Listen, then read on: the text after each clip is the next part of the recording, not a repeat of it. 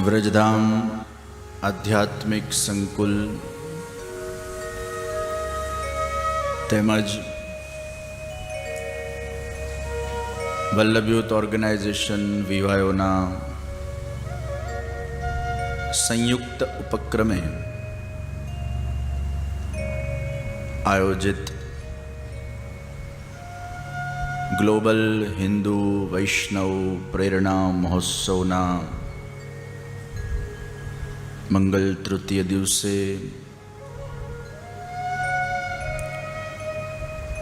પૂજ્ય માતૃચરણોને પ્રણામ કરીને ઉપસ્થિત પરિવારજનો,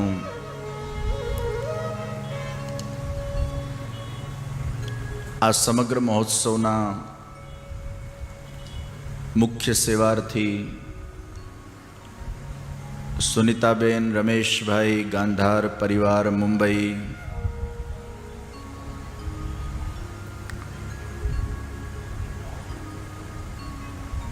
શ્રીમદ ભાગવત કથાના મુખ્ય સેવાર્થી તેમજ ભારત તીર્થદર્શન વ્રજદર્શનના મુખ્ય સેવાર્થી ઉર્વશીબેન કિરીટભાઈ શાહ પરિવાર કેનેડા, ભોજન પ્રસાદીના મુખ્ય સેવાર્થી ડૉક્ટર સુમતીબેન બંસીભાઈ શાહ પરિવાર USA, શ્રીમદ ભાગવત કથા જ્ઞાન યજ્ઞના મુખ્ય મનોરથી શાંતિભાઈ સોમાણી પરિવાર વડોદરા, શ્રીમદ ભાગવત કથા જ્ઞાન યજ્ઞના સહસેવાર્થી શ્રીમતી વર્ષાબેન રમેશભાઈ રાખોલિયા પરિવાર USA, કથાના સહસેવાર્થી નિકુંજભાઈ શાહ પરિવાર કોંગો આફ્રિકા, ભોજન પ્રસાદીના સહસેવાર્થી શ્રીમતી વીણાબેન પ્રદીપભાઈ ધામેચા પરિવાર લંડન UK, સર્વ વિશિષ્ટ સેવાર્થીગણ, આજે જેઓનું વિશેષ સેવાર્થી રૂપે સન્માન કરવામાં આવ્યું એવા આશીષભાઈ શંકરભાઈ પટેલ પરિવાર, ડૉક્ટર કલ્યાણીબેન પૌલમભાઈ રાંધેરિયા પરિવાર, તારાબેન રાજેશભાઈ રાઠી પરિવાર, ધીરુભાઈ બાથાણી પરિવાર, વિનોદભાઈ ઉષાબેન શાહ USA, ડૉક્ટર મનુભાઈ કેતકીબેન ડઢાણિયા પરિવાર, વિમલભાઈ નરેશભાઈ સેદાણી પરિવાર મુંબઈ, તુષારભાઈ સંઘવી પરિવાર મુંબઈ,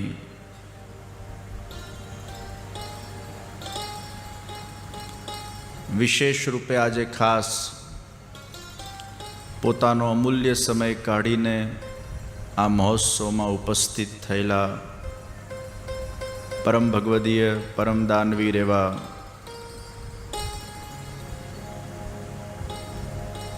મૌલેશભાઈ ઉકાણી સોનલબેન ઉકાણી પરિવાર, સાથે ગુણવંતભાઈ ડેલાવાડા, જગદીશભાઈ કોટડિયા, સુરેશભાઈ પટેલ,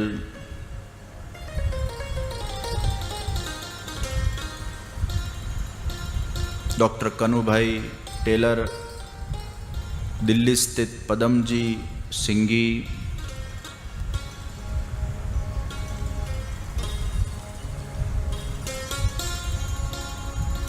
ધીરુભાઈ અમલાણી પરિવાર અને આપ સર્વ ભાવુક ઉત્સાહી ભગવદ ચરણાનુરાગી એવા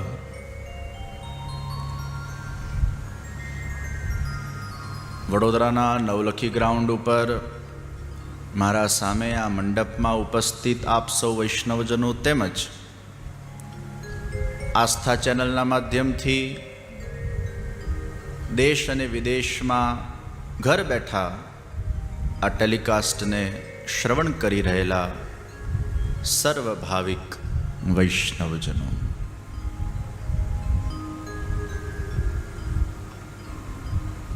આ કથાના સહવક્તા કિશોરભાઈ શાસ્ત્રીજીના માધ્યમથી ભીષ્મસ્તુતિ અને પ્રથમ સ્કંદના શેષ વિષયો ઉપર કથા કરવામાં આવી. પ્રથમ સ્કંદના અંતમાં રાજા પરીક્ષિતે શુકદેવજી મહારાજને પ્રશ્ન પૂછ્યો છે.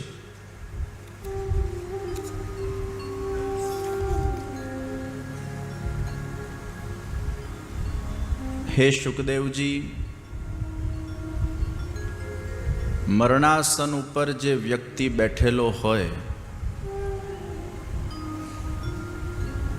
એને શું કરવું જોઈએ? શુકદેવજી આ પ્રશ્નને ખૂબ વખાણ્યા છે. વાહ પરીક્ષિત, तूने जो ये प्रश्न किया है वो तो लोकहित का प्रश्न है. वर्यानेशते प्रश्न कृतो लोकहितं नृप आत्मवित् सम्मतः पुंसान् श्रोतव्यादिषु यः परः. મરણાસન ઉપર બેઠેલા વ્યક્તિએ શું કરવું જોઈએ, એનું કર્તવ્ય શું છે? આપણને એમ લાગે કે શું પરીક્ષિત જ ખાલી મરણાસન પર બેઠા છે? આપણે કયા આસન પર બેઠા છે? આ વિશ્વના કોઈ પણ વ્યક્તિને પૂછવામાં આવે તમારી સેફટી શું? કેટલાય બોડીગાર્ડ લઈને ફરે, 10 હટ્ટા કટ્ટા બોડીગાર્ડોને પોતાના સાથે રાખે, પણ એ બોડીગાર્ડોના વચ્ચે અગર એનું હાર્ટ બંધ થઈ જાય તો શું કરો? આ દુનિયામાં આપણી સેફટી નથી. अकेले परीक्षित राजा ही नहीं, हम सब मरणासन पर बैठे हुए हैं. परीक्षित राजा तो हजी भाग्यशाળી છે કે એમને ખબર પડી ગઈ કે 7મા દિવસે મારું મૃત્યુ આવવાના છે. આપણે તો અભાગીઓ છીએ કે આપણને એ પણ નથી ખબર કે આપણે કાલે જીવીશું કે નહીં. ઋષિએ શ્રાપ આપ્યો કે 7મા દિવસે તક્ષક તને ડંસ મારશે, તો એટલું તો નક્કી થઈ ગયું કે 7 દિવસ મારા પાસે છે. અહીંયા બેઠેલો કોઈ પણ વ્યક્તિ એમ કહી શકે કે હું કાલે જીવીશ જ? જિંદગી કા કોઈ ભરોસા નહીં. ક્યારે આપણી શ્વાસ બંધ થઈ જાય ને આપણે કેટલા એવા દાખલાઓ આપણા જીવનકાળના અંદર જોયા, અને હમણાં જ કોરોના કાળમાં આપણે જોયું કેટલા યુવાનો, કેટલા બાળકો, કેટલા વડીલો શ્વાસ બંધ થઈ ગયો. तो जीवन का कोई भरोसा थोड़ा है. कब हमारी समाप्ति हो जाए वो हमें पता नहीं.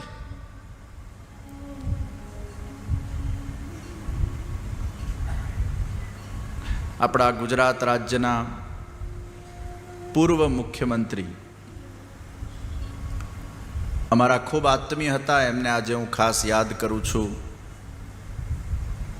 શ્રી વિજયભાઈ રૂપાણીજી. અને આપણને સર્વને ખબર છે કે વિમાન દુર્ઘટનામાં એમનું દેહાંત થઈ ગયું. કોઈએ કલ્પ્યું પણ નહીં હોય કે આવું થશે.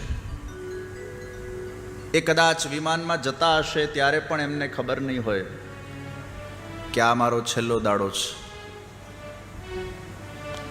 કાળ આવે ત્યારે એ કાળ સામે કોઈનું ચાલતું નથી, ઈશ્વર સિવાય. ઈશ્વર તમારા મૃત્યુને ધકેલી શકે છે. ઘણીવાર બહુ જ કોઈ માંદું પડ્યું હોય, હોસ્પિટલાઇઝ્ડ હોય, ક્રિટિકલ કન્ડિશનમાં હોય, પછી આપણે એમના પાછળ મંત્રો કરીએ, જાપ કરીએ, અનુષ્ઠાનો કરીએ. ઠાકોરજીને ઘણા વિનંતીઓ કરે, હે પ્રભુ હજી થોડોક સમય આને જીવાડી આપ. જુવાન છોકરાઓને એક્સિડન્ટો થાય,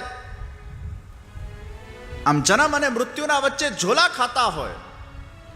એવું પણ બની શકે કે એમનું આયુષ્ય પૂરું પણ થઈ ગયું હોય, પણ છતાંય ક્યાંક કોઈક એવા મંત્રોથી, એવા આશીર્વાદોથી અને વિશેષ પ્રભુની ઈચ્છાથી એને જીવનદાન મળી જતું હોય છે. ભગવાન એને એક્સટેન્શન આપી દે છે. અને ઘણા લોકો મને કહેતા હોય, અમે તો મૃત્યુના મુખમાંથી પાછા આવીએ છીએ, અમે તો પહોંચી જ ગયા હતા. આફ્રિકાના અંદર એક જગ્યાએ મારી પધરામણી હતી, તો એક બહેને મને કીધું કે હું આપને આ હકીકત ઘટના કહું છું, આ કોઈ સ્વપ્ન નથી, પણ ખરેખર મેં મારું મૃત્યુ જોયું. હું શરીરમાંથી બહાર નીકળી અને વળી પાછું શું થયું, પાછી શરીરમાં જતી રહી. ઘણીવાર આવા અનેક અનુભવો લોકોને થતા હોય છે. આવા ઘણા ટેસ્ટિમોનિયલો પણ ઉપલબ્ધ છે કે એની બી અનુભૂતિ થઈ હોય કે શરીરમાંથી બહાર નીકળી ગયા અને વળી પાછા અંદર. મૃત્યુ થઈ જ ગયું હતું અને પાછું જીવનદાન મળી ગયું. ઈશ્વરના હાથમાં છે કોણે કેટલું જીવાડવું અને ક્યારે ઉપર બોલાવી લેવા. આપણા હાથમાં તો કંઈ જ નથી.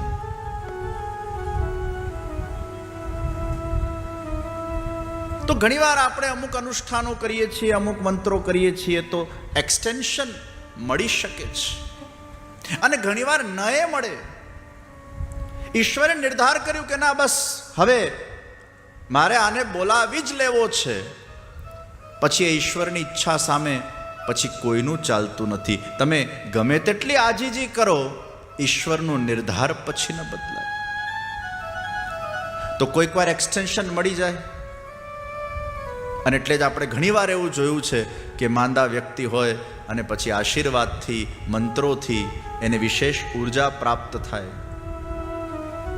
ઘણા લોકો તો પોતાનું આયુષ્ય સંકલ્પ કરીને આપી દેતા હોય છે. એવું પણ જોવા મળ્યું છે કે મારું આયુષ્ય આને પ્રાપ્ત થઈ જાય. અને એમ પણ ઘણા લોકો એ ઉર્જાથી પણ, એના પુણ્યથી પણ કદાચ 2-5 વર્ષ હજી જીવી જતા હોય છે. આવા પણ દાખલાઓ છે સમાજમાં કે આયુષ્યનું દાન કરેલું હોય છે. પરંતુ જ્યારે કાળ આવે ને અને ઈશ્વરે નિર્ધારિત કર્યું હોય કે બસ હવે આનો છેલ્લો દિવસ, કદાચ આપણે બચવાના હોઈએ ને તો એ નથી બચી શકતા. અને એટલે જ વિજયભાઈનું યાદ કરું છું. જ્યારે એમના પરિવારને હું મળ્યો, એમના ઘરે ખરખરો કરવા ગયો, એમના ધર્મપત્ની શ્રી, એમના ચિરંજીવે સજલ નેત્રથી મને કહ્યું કે વિજયભાઈની ટિકિટ ઇકોનોમી ક્લાસમાં આપને જાણીને આશ્ચર્ય થશે 11A હતી. જે 11A ઉપર બેઠેલો વ્યક્તિ એકમાત્ર એવો નીકળેલો જે બચી ગયો હતો. અને એમના પરિવારજનોએ જ્યારે મને જણાવ્યું કે એમની તો ઇકોનોમી ક્લાસમાં 11A ની ટિકિટ હતી, પણ એર ઇન્ડિયાએ એમને પ્રમોટ કર્યા, બિઝનેસ ક્લાસમાં બેસાડ્યા. કાળ આવ્યો હોય ને ત્યારે જે સીટ પર જે વ્યક્તિ બચી ગયો એમાં કદાચ આપણાથી બેસાઈ ગયું હોય તો પણ ભગવાન એને કોઈ બીજી સીટ પર બેસાડી દે, કારણ કે એનો સમય સમાપ્ત થઈ ગયો છે. मृत्यु को कोई रोक नहीं पाता. तो हमारे जीवन में कब क्या हो जाए वो हमें पता नहीं है. આપણે બધા જ મરણાસન પર બેઠેલા છે. કોઈની જિંદગીની ગેરંટી નથી, અને એટલે સમય આપણા બધા પાસે બહુ ઓછો છે એમ માનીને નથી ચાલવાનું કે આપણા પાસે ખૂબ સમય પડ્યો છે. बहुत कम समय है और इसलिए समय की अहमियतता है और वो समय को धन के रूप में, जैसे धन की हम बचत करते हैं અને ધનને આપણે વેડફતા નથી, એમ આ સમય પણ વેડફાવો ન જોઈએ. સમય કિંમતી છે.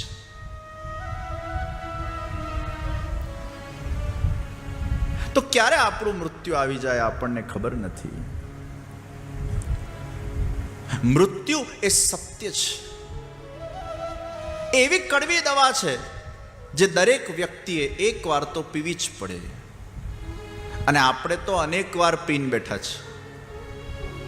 કેટલાય આપણા જન્મ થઈ ગયા ને કેટલી વાર આપણે મરી ચૂક્યા ને કેટલી વાર આપણે જન્મી ચૂક્યા ને કેટલી વાર આપણે સંસારને ભોગવી ચૂક્યા છીએ. આપણા જેટલા મૃત્યુના એક્સપિરિયન્સ્ડ વ્યક્તિ કોઈ છે નહીં.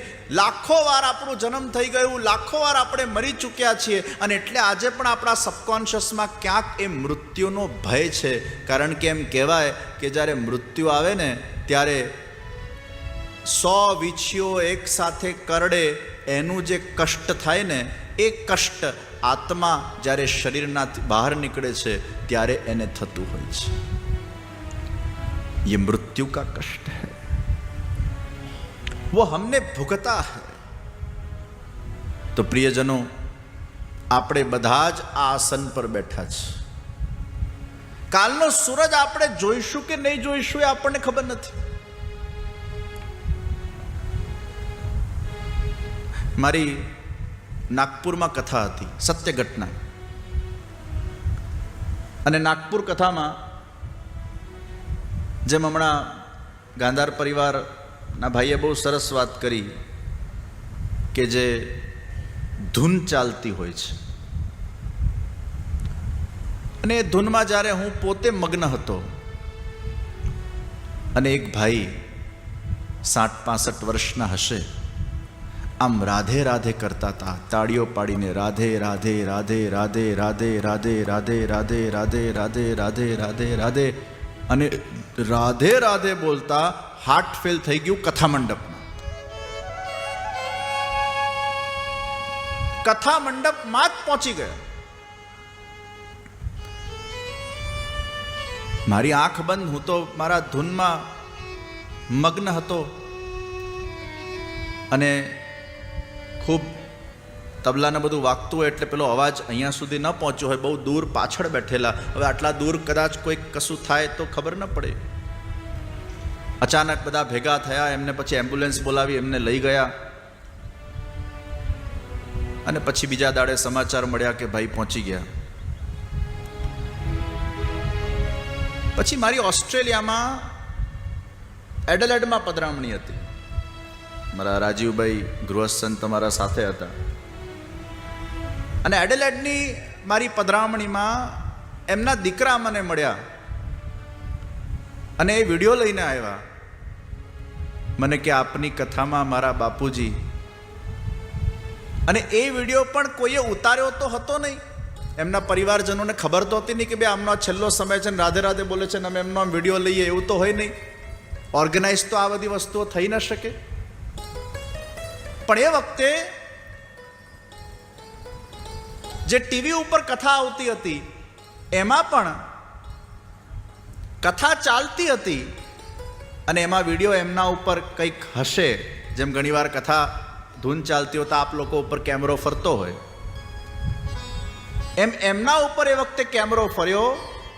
અને એ વખતે વિડીયોમાં એક કેપ્ચર થયું કે રાધે રાધે જપતા જપતા એ જ વખતે એમનું દેહાંત ત્યાં ને ત્યાં જ એ ગબડી પડ્યા. અને એ વિડીયો લઈને એમના દીકરાએ મને બતાડ્યું. મને કે જે મારા પિતાશ્રી સાથે આવું કેમ થયું?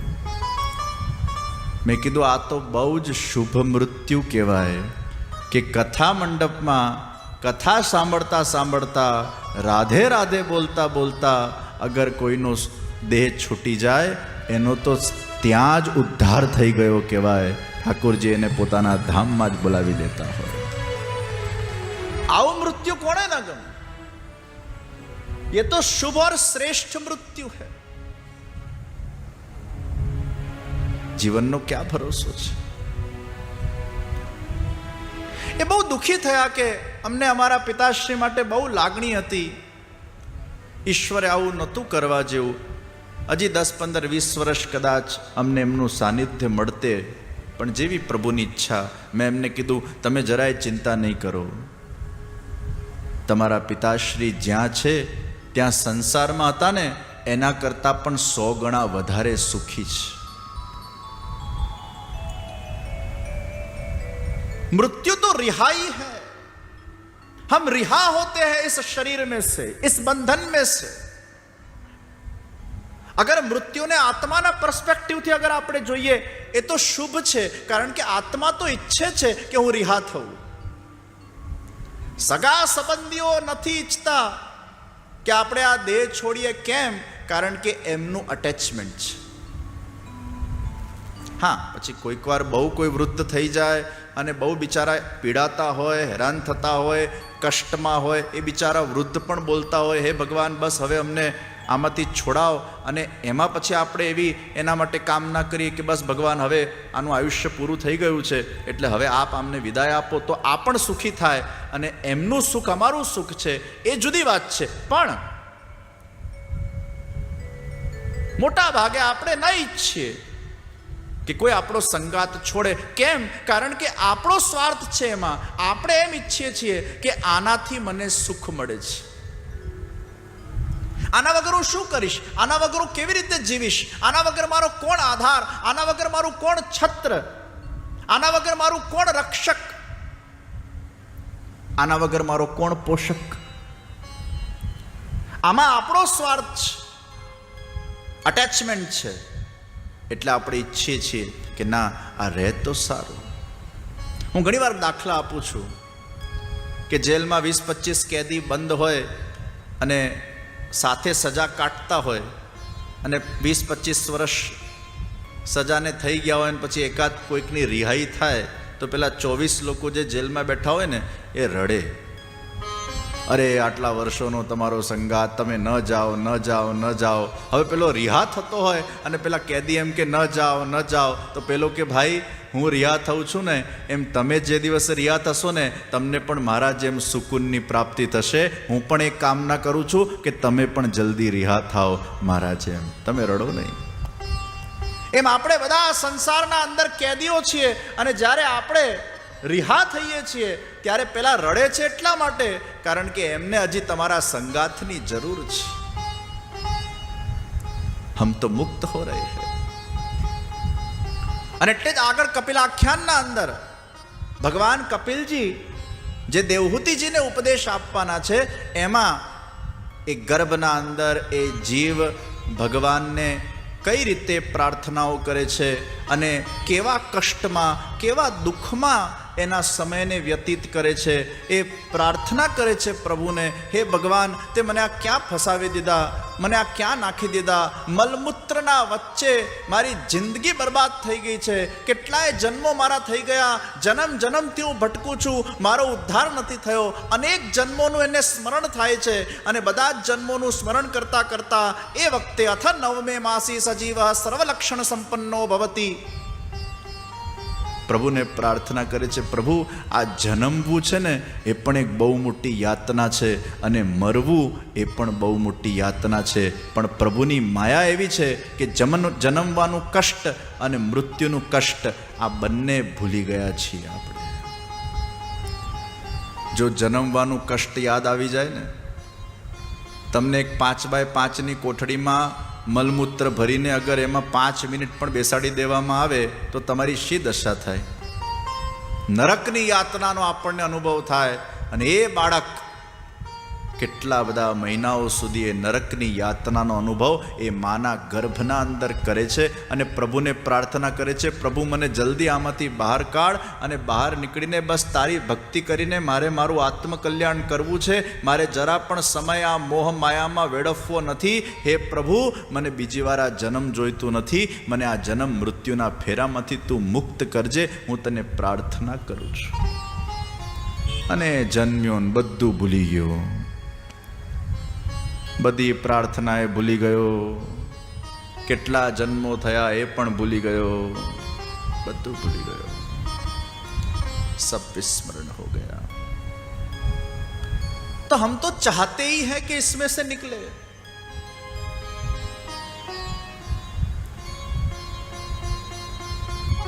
મને એક પ્રસંગ યાદ આવે છે, હમણાં આ વર્ષે હું જ્યારે કેનેડા ગયો ત્યારે એક જગ્યાએ મારી પધરામણી હતી। એક વર્ષ પહેલા કાળી ચૌદસના દિવસે એમનું એક્સિડન્ટ થયું અને એ એક્સિડન્ટના અંદર દીકરી બચી ગઈ, પણ 4 કે 5 વર્ષનો નાનો દીકરો એમાં મરી ગયો। દીકરી બચી ગઈ, 8-9 વર્ષની દીકરી હશે, પણ 3-4 વર્ષનો દીકરો મરી ગયો। અને એ કેવી રીતે મર્યો? જો કાળ આવે ત્યારે શું થાય? 4-5 ગાડીઓ એમના સગા સંબંધીઓની સાથે જઈ રહી હતી અને દીકરી બીજી ગાડીમાં હતી બીજા સગા સંબંધી સાથે। તો દીકરીએ જીદ કરી કે હું આ લાલાને મારા સાથે રાખું, મારા ભાઈને। એટલે માતા પિતા જુદી ગાડીમાં અને એમના પરિવારજનો સાથે આ દીકરી હતી અને દીકરીએ જીદ કરી કે ના, આને મારા સાથે રાખું। એટલે પછી અધવચ્ચે માને પેલા નાના ટેણિયાની યાદ આવી। માં સ્વભાવ છે, માતૃ સ્વભાવ છે, એને એમ થયું કે ના, મારો નાનો મારા પાસે વધારે સેફ છે મારા સગા સંબંધી કરતા। એટલે ગાડીનો આખો કાફલો 4-5 ગાડી સાથે જતી હતી, એને ઊભી રાખી અને પોતાના પાસે બાળકને લઈ લીધો અને એમની જ ગાડીનું એક્સિડન્ટ થયું, પોતે બચી ગયા, બાળક મરી ગયો। એટલો બધો એને વસવસો થયો કે મારી શું મતિ મારી ગઈ કે મેં મારા બાળકને મારી ગાડીમાં બોલાવ્યો। અગર એ સગા સંબંધીની ગાડીમાં હોતે તો બચી ગયો હોતે, જેમ મારી દીકરી બચી ગઈ। મારી શું મતિ મારી ગઈ કે मैंने ये निर्णय लिया। બસ આ એના મનમાં ઘર કરી ગયું, ભયંકર ડિપ્રેશનમાં, એમાંથી બહાર જ ન નીકળી શકે। પછી એમના એક સગાએ મને ખાસ વિનંતી કરી કે આપ એમના ઘરે કેનેડા પધાર્યા છો તો પધરામણી કરો, થોડુંક એમને શાંતિ મળે, થોડુંક એમને આપ સમજાવો કે life has to move on, we have to move forward in the life. ભલે it was a big tragedy incident, a painful incident, but still we have to move on with the life। પછી એમના ત્યાં મારી પધરામણી થઈ, એમના ઘરે હું ગયો, એમના હસબન્ડ પણ હતા, બેન પણ હતા, પેલી દીકરી પણ હતી અને પેલા દીકરાના ચિત્રને પોતાના ગોદમાં લઈને બેઠા હતા। હજી તો હું સોફા પર બેઠો અને બેને કીધું, જે આને ખોળામાં લો તો જરા। એટલે પેલા ચિત્રને, જે દીકરો ચિત્રમાં હતો, એને મેં મારા ખોળામાં બેસાડ્યો। 10-15 મિનિટ તો મારા ખોળામાં રહ્યો અને સતત એ જ બાળકની વાત અને એ જ પુનરાવર્તન। અને એમની દિનચર્યા એવી થઈ ગઈ હતી કે બંનેને સાથે બેસાડે, દીકરીને અને પેલા ચિત્રને। એટલે બંને જમવા બેસે ને, એટલે દીકરીની એક થાળી કરે ને પાછું પેલું ચિત્ર સામે પણ એક થાળી મૂકે। એમનો એવો ભાવ કે આ પણ જમે છે સાથે। અને આ રીતે જેમ આપણે ઠાકોરજીને ભોગ ધરીએ એમ દીકરાને પણ આ રીતે ભોગ ધરતી। પછી મેં એમને ખૂબ સમજાવ્યા,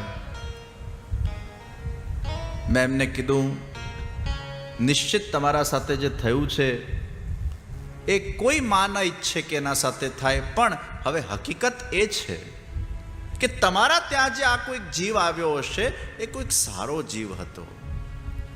ઈશ્વરે એને જલ્દી એટલે બોલાવી લીધા કે ગયા જન્મના કોઈ નાના મોટા દોષોને ભોગવવા એ ભૂતલ પર આવ્યો હશે. 2-4 વર્ષ ભગવાન એને જિંદગી આપી.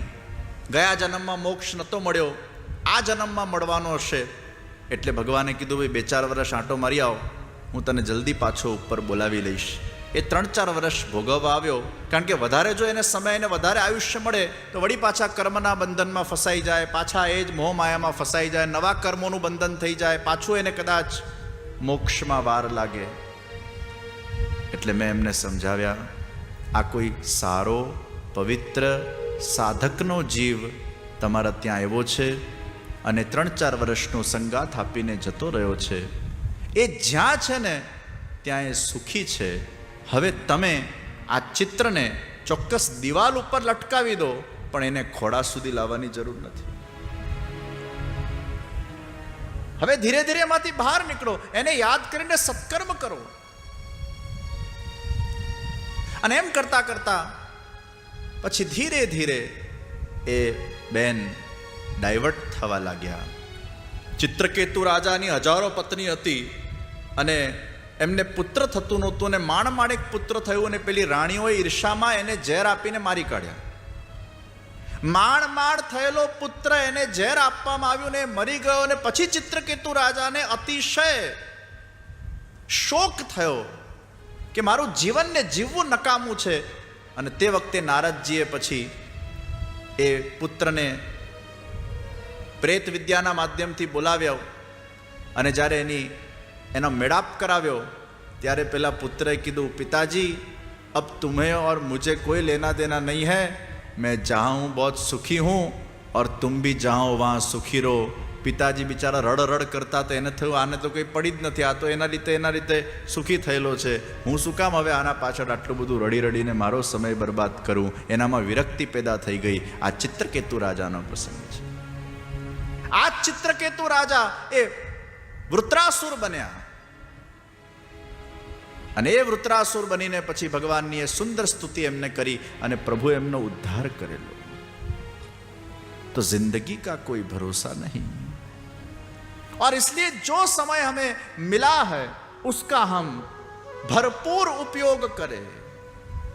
ક્યારે વિકેટ પડી જાય, બેટ્સમેન પણ જ્યારે ક્રિકેટમાં રમતો હોય ને એની કઈ ગેરંટી નથી ક્યારે આઉટ થશે. એક બોલ એના માટે કિંમતી છે. એક પણ બોલ પર આઉટ થઈ શકે છે. કયા બોલે આઉટ થશે એને ખબર નથી, પણ આઉટ થશે નક્કી છે. એમાં આપણા જીવનનો કયો દાડો એ આપણી વિકેટ પાડીને જતું રહેશે એ આપણને ખબર નથી. અને એટલે જ શુકદેવજી મહારાજ રાજા પરીક્ષિતને કહે છે, મરણાસન પર બેઠેલા વ્યક્તિનું સૌથી પહેલું કર્તવ્ય શું છે? એ પ્રભુનું શ્રવણ કરવું, કીર્તન કરવું અને સ્મરણ કરવું. શ્રવણ, કીર્તન અને સ્મરણ. તસ્માદ ભારત સર્વાત્મા ભગવાનીશ્વરો હરિ શ્રોતવ્યઃ કીર્તિતવ્યશ્ચ સ્મર્તવ્યશ્ચેચ્છતા ભયમ.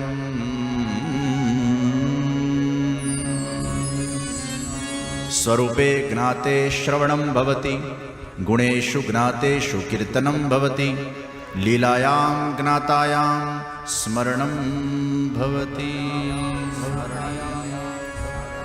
શ્રવણ કરવાથી ભગવાનનું મહાત્મ જ્ઞાન થાય છે, અને એ મહાત્મ જ્ઞાનના માધ્યમથી ભગવાનમાં આપણી ભક્તિ અભિવૃદ્ધ બને છે.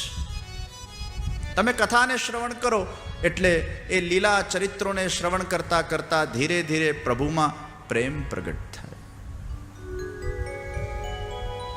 મહાત્મ જ્ઞાન વગર એ વ્યક્તિનું મહત્વ ન સમજાય, અને મહાત્મ જ્ઞાન માટે શ્રવણમ.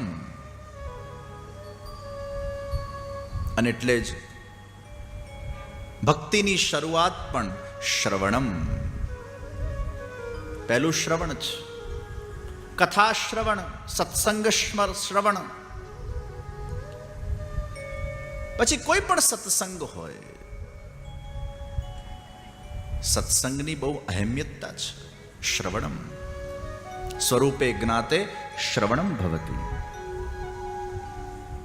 લીલાયામ જ્ઞાતાયામ સ્મરણમ ભવતી. ભગવાનના લીલાનું સ્મરણ છે અને ભગવાનના ગુણોનું ગાન એ કીર્તન છે. એટલે સુખદેવજી આપણને બધાને આ માર્ગદર્શન આપી રહ્યા છે. परीक्षित तो निमित्त बना हुआ है, परीक्षित के लिए ये कथा तो है ही, लेकिन यह कथा सबके लिए है. और याद रखना, सुखदेव जी ने जो अपनी कथा का शुभारंभ किया, उसका पहला शब्द ये व है. અને પહેલા જ શ્લોકમાં સુખદેવજી કીધું લોક हितम नृप. तुमने ये जो प्रश्न किया है वो लोक हित का प्रश्न है, इसलिए ये जो कथा मैं तुम्हें सुनाने जा रहा हूं, तुम तो निमित्त बन रहे हो, लेकिन ये कथा लोक हित के लिए है. ये प्रश्न केवल तुम्हारा ही नहीं है, ये सबका होना चाहिए कि हमारे जीवन का श्रेष्ठ कर्तव्य वो क्या है. तो श्रवण, कीर्तन અને સ્મરણ, આ ત્રણ મુખ્ય વિષય છે. હે રાજા પરીક્ષિત, તું ધ્યાન કર. આખું જગત એ વિરાટ પુરુષ છે. આ વિશ્વ પરમાત્માનું સ્વરૂપ છે. ओम भू ओम भुव ओम स्व ओम महा ओम जन ओम तप ओम सत्यम ओम तत्सवितुर्वरेण्यम भर्गो देवस्य धीमहि धियो यो न प्रचोदयात्.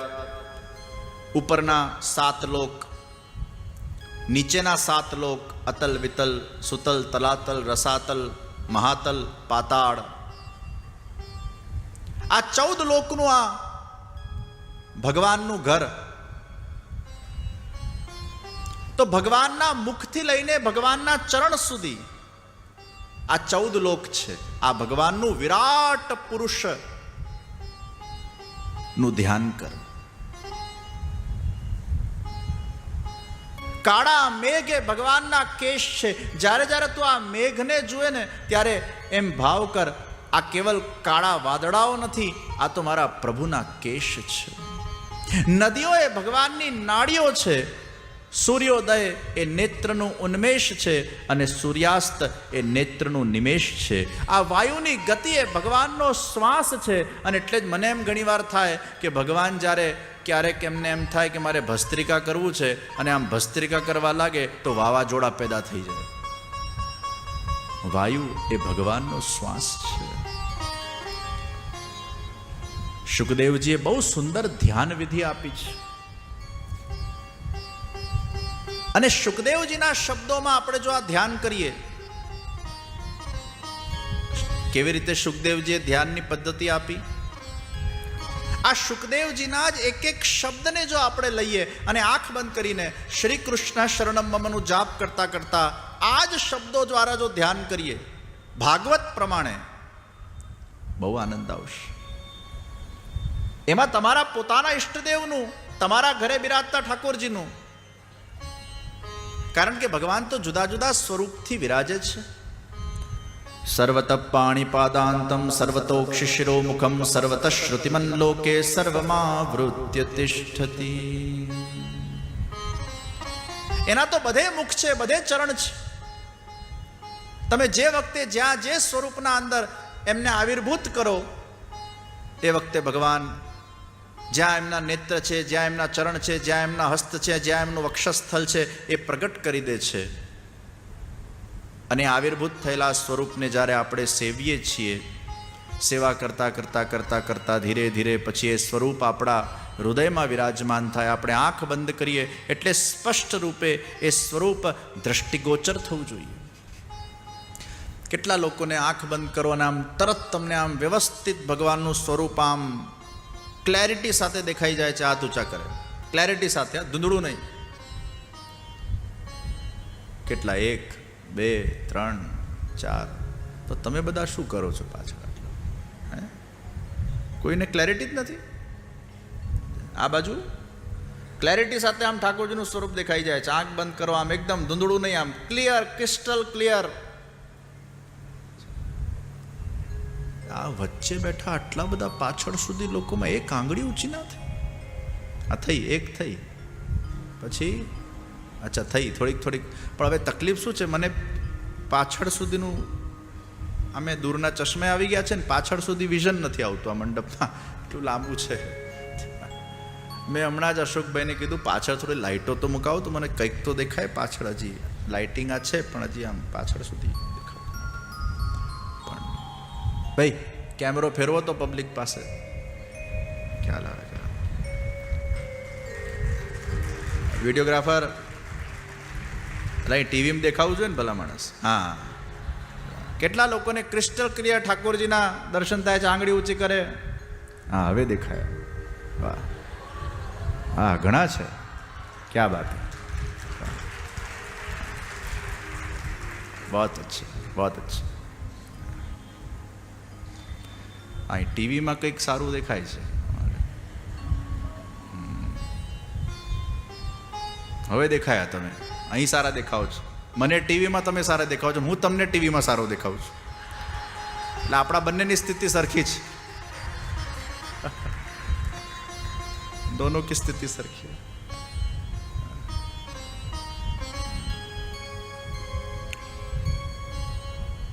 તો આંખ બંધ કરીએ ને આપણા ઈષ્ટદેવનું સ્વરૂપ આપણને આમ ક્રિસ્ટલ ક્લિયર દેખાઈ જાય. બરાબર એમના નેત્ર, એમનું હાસ્ય, એમના ચરણમાં પણ એમની એ આંગળીઓ,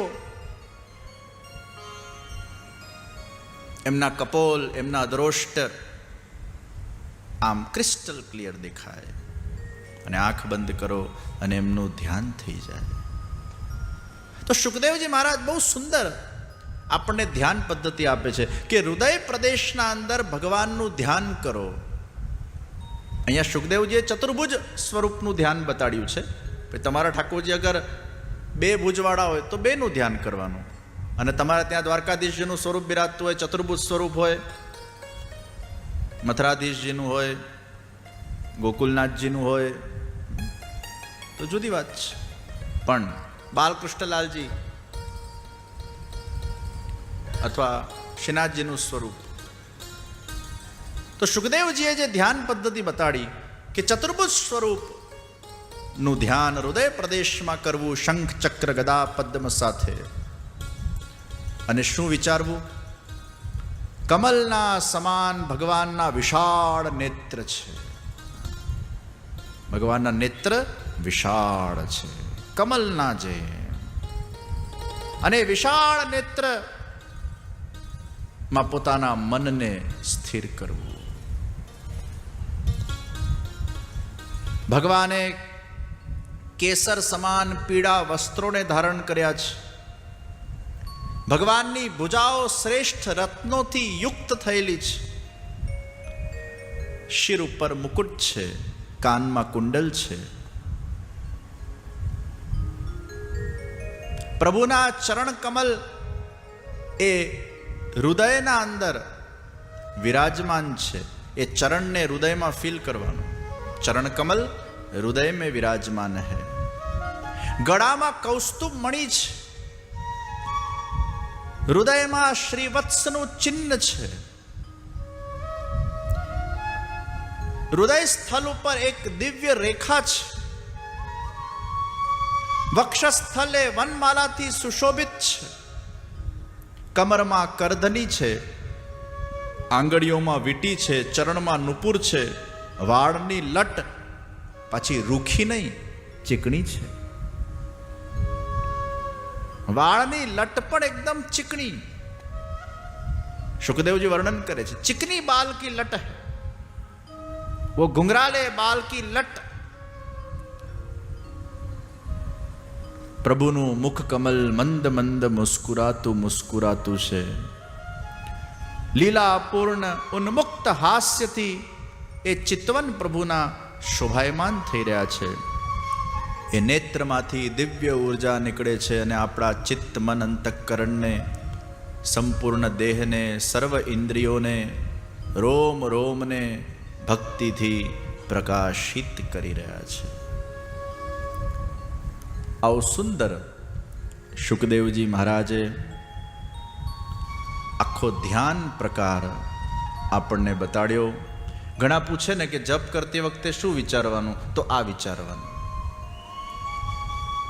જપ કરતી વખતે આપણા જ ઈષ્ટદેવનું સ્મરણ થાય, આપણા સેવ્ય સ્વરૂપનું સ્મરણ થાય, અને એ જ આપણા ચિત્તમાં રહે, એ જ આપણા મનમાં રહે. જેની સેવા કરીએ ને એનું સ્મરણ થવું જોઈએ. અને કદાચ તમારે ત્યાં સેવ્ય સ્વરૂપ ન બિરાજતા હોય તો તમને આ વખતે બહુ સુંદર શ્રીનાથજીનું ચિત્ર, જે વ્રજધામ આધ્યાત્મિક સંકુલમાં બિરાજતા શ્રીનાથજી બાબા છે, એ શ્રીનાથજી તમને ઘરે ઘરે પધરાવ્યા છે. કારણ કે ઘણા કદાચ સેવા ન થઈ શકતી હોય તો એ સ્વરૂપમાં પોતાનું ચિત્ત લગાડી શકે, એમનું ધ્યાન ધરી શકે, અને એ સ્વરૂપમાં પોતાના ચિત્તને નિરુદ્ધ કરી શકે. જે વલ્લભકુલના માથે જે સ્વરૂપ બિરાજતા હોય છે એમનું જ ધ્યાન કરીને તમારા ઘરના ઠાકોરજી એ પુષ્ટ થતા હોય છે. એટલે જે માથે સ્વરૂપ બિરાજતું હોય એ જ સ્વરૂપનું ધ્યાન ધરવામાં આવે છે, અને એ જ તમારા ત્યાં બિરાજે છે. એટલે હવેલીમાં બિરાજતા ઠાકોરજી અને તમારા ઘરે બિરાજતા ઠાકોરજી, એમાં કોઈ અંતર ન જોવું, આ આપણી દૃષ્ટિ હોવી જોઈએ. આ બંને એક જ છે. આજ મારા ઘરે બિરાજે છે, અને એ ભાવનાથી આપણે ઠાકોરજીની સેવા કરીએ છીએ. દોનો એક રૂપ હૈ. જેમ વલ્લભ અને વિઠ્ઠલ એક રૂપ છે, એમાં અંતર ન જોવું, એમ શ્રી વલ્લભ અને કૃષ્ણ પણ એક જ છે, એમાં અંતર ન જોવું. અને એટલે જ યમનાષ્ટકની ટીકામાં ગુસાઈજીએ કીધું, શ્રીનાથજી, યમુનાજી અને મહાપ્રભુજી એ ત્રણે એક જ છે. ભલે સ્વરૂપ જુદા દેખાતા હોય, તત્વ એક જ છે, સજાતીય છે. એમાં કોઈ ભેદ દર્શન ન કરવું. લીલા કરવા માટે આ ત્રણ સ્વરૂપ જુદા દેખાય છે, પણ તત્વતઃ આ એક જ સ્વરૂપ છે. એકવાર એક મકાનમાં બધા નાના બાળકો રમતા હતા. તો એક બાળક આમ જોરથી બોલ્યો, મેં શેર કો ખાઉંગા. બીજો બોલે, મેં गाय को खाऊंगा. गाय को खाऊंगा. ત્રીજો બોલ્યો, मैं ये खरगोश को खाऊंगा. એટલે પછી પેલા ભાઈ આમ જતા હતા અને જોર જોરથી અવાજ આવે, मैं शेर को खाऊंगा, मैं गाय को खाऊंगा, मैं खरगोश को खाऊंगा. ઓહો, ये क्या बातें हो रही है? આ લોકો શું મજાક મસ્તી કરી રહ્યા છે? આ કે ખાવાની વસ્તુ છે? એટલે પછી ઉપર ગયા અને જોયું તો પેલા સાકરના રમકડા બનાવેલા. સાકરનો સિંહ ને સાકરની ગાય ને સાકરનું બધા સાકરના રમકડાઓ બનાવ્યા. અને પેલું બાળક કે મેં ઇસકો ખાઉંગા, મેં ઇસકો ખાઉંગા, મેં ઇસકો ખાઉંગા. એ સાકરના જુદા જુદા રમકડા બનેલા, ભલે જુદા જુદા દેખાતા હતા, પણ તત્વ તો સાકર જ હતું ને એના અંદર. તમે કોઈ પણ આકારને ટેસ્ટ કરો, એમાં સ્વાદ તો એક જ મળવાનું છે. એમ શ્રીનાથજી, યમુનાજી, મહાપ્રભુજી ત્રણ જુદા સ્વરૂપ હોય, પણ તત્વ તો એક જ છે. એમાં મીઠાશની જ પ્રાપ્તિ થવાની છે. અપ્રાકૃત નિખિલ ધર્મ રૂપમિતિ. ભલે એમ લાગે આ મનુજ આકાર છે, એ મનુજ આકાર નથી, એ પૂર્ણ પુરુષોત્તમ છે. રસો વૈસહ ઐશ્વર્ય, વીર્ય, યશ, શ્રી, જ્ઞાન, વૈરાગ. આ ભગને જે ધારણ કરે એને ભગવાન કહેવાય. તત્વતઃ એક ही है. તો તમારા ઘરે જે ઠાકોરજી બિરાજે છે કે હવેલીમાં, એક સ્વરૂપ માનવું, એમાં ભેદ દૃષ્ટિ ન રાખવી, અને એનું ચિંતન કરવું, ધ્યાન કરવું. જપ કરતી વખતે આ વિચાર, અને એ જપ કરીને પછી તમે ઠાકોરજીની સેવામાં જાઓ ને, તમને ખૂબ આનંદ આવશે. ક્યારેક ઠાકોરજી કોઈક બીજાના ત્યાં પધરાવીને ગયા હો, બહારગામ ગયા હો, અને ત્યારે પણ તમે આ મનથી આંખ બંધ કરીને જપ કરતા કરતા એ પોતાના નિજ સ્વરૂપનું ધ્યાન કરી શકો છો, અને સતત એમનું અનુસંધાન તમારા ચિત્તને મનમાં રહેશે. તો આવી સુંદર ધ્યાન પદ્ધતિ દ્વિતીય સ્કંદના અંદર ચતુશ્લોકી ભાગવત, જે શ્રીમદ ભાગવતનું બીજ છે, આ ચતુશ્લોકી ભાગવતમાંથી જ આ ભાગવતનું વૃક્ષ પ્રગટ થયું છે. ભગવાન નારાયણના મુખમાંથી આ ચતુશ્લોકી ભાગવત બ્રહ્માજીને પ્રાપ્ત થયું, બ્રહ્માજીના મુખમાંથી નારદજીને પ્રાપ્ત થયું, અને નારદજીમાંથી એ વ્યાસ ભગવાનને પ્રાપ્ત થયું. તો ભગવાનમાં મુખમાંથી નીકળેલી આ ચતુશ્લોકી ભાગવતની ગંગા, આ જ્ઞાન ગંગા, એ વ્યાસજી સુધી પહોંચી, જે જ્ઞાન કલાના અવતાર છે. અને એમાં ભગવાને પોતાના જાતને પ્રમાણિત કર્યા છે કે હું છું, હું ક્યાં નથી, હું સર્વત્ર છું, मैं कहाँ नहीं हूं, अत्र तत्र सर्वत्र मैं व्यापक हूं. कई लोग ईश्वर का प्रमाण मांगते हैं और भगवान ने स्वयं ही यह चतुश्लोकी भागवत के अंदर अपने आप को प्रमाणित किया है, मैं कहाँ नहीं हूं, मैं सर्वत्र हूं. जो दिख रहा है वो भी मैं हूं, जो नहीं दिख रहा वो भी मैं हूं. अहमेवासमेवाग्रे नान्यत्यत्सद सत्परं पश्चादहं यदि तच्चयो वशिष्येत सोऽस्म्यहं ऋतेर्थं न प्रतीयेत चात्मनि तद्विद्यादात्मनो मायां यथा भासो यथात्म यथा महान्ति भूतानि भूतेषु चावचेष्वनु प्रविष्टान्यप्रविष्टानि तथा तेषु न तेष्वहम् एतावदेव जिज्ञास्यं तत्त्वजिज्ञासुनात्मनः अन्व्यय व्यतिरेकाभ्याम यस्यात् सर्वत्र सर्वदा. આ ચતુશ્લોકી ભાગવત આ બીજ છે, અને એમાંથી આ ભાગવત રૂપી વૃક્ષ એ પ્રગટ થયું છે. ભગવાન પોતે કહી રહ્યા છે, मैं सब जगह विद्यमान हूं, अत्र तत्र सर्वत्र व्यापक हूं. अन्व्यय व्यतिरेकाभ्याम यस्यात् सर्वत्र सर्वदा.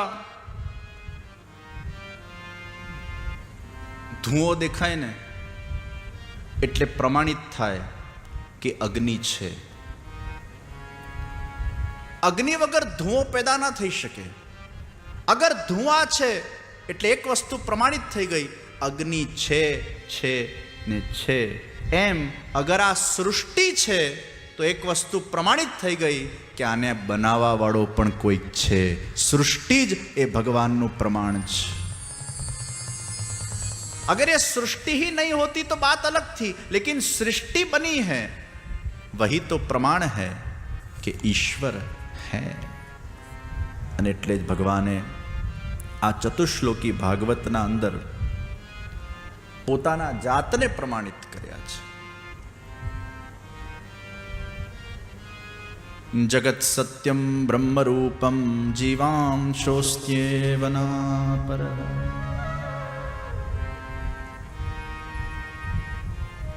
ઉપાદાન અને નિમિત્ત કારણ એક જ હોય એ આ સૃષ્ટિ. ત્યાં નિમિત્ત અને ઉપાદાન કારણ એક જ છે.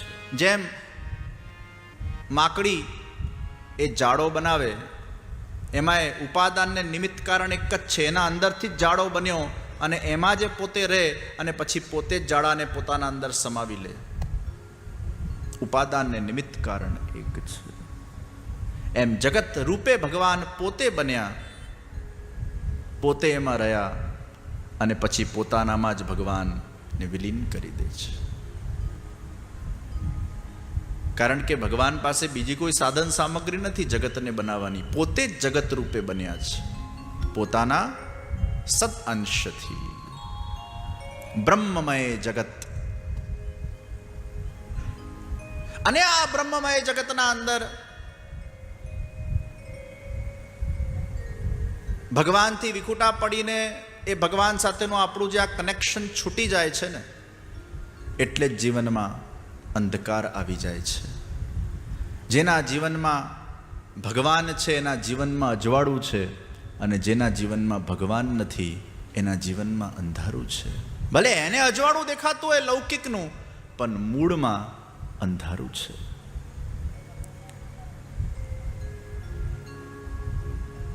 द्वितीय स्कंद को प्रणाम करते हुए आइए हम तृतीय स्कंद के अंदर प्रवेश करें.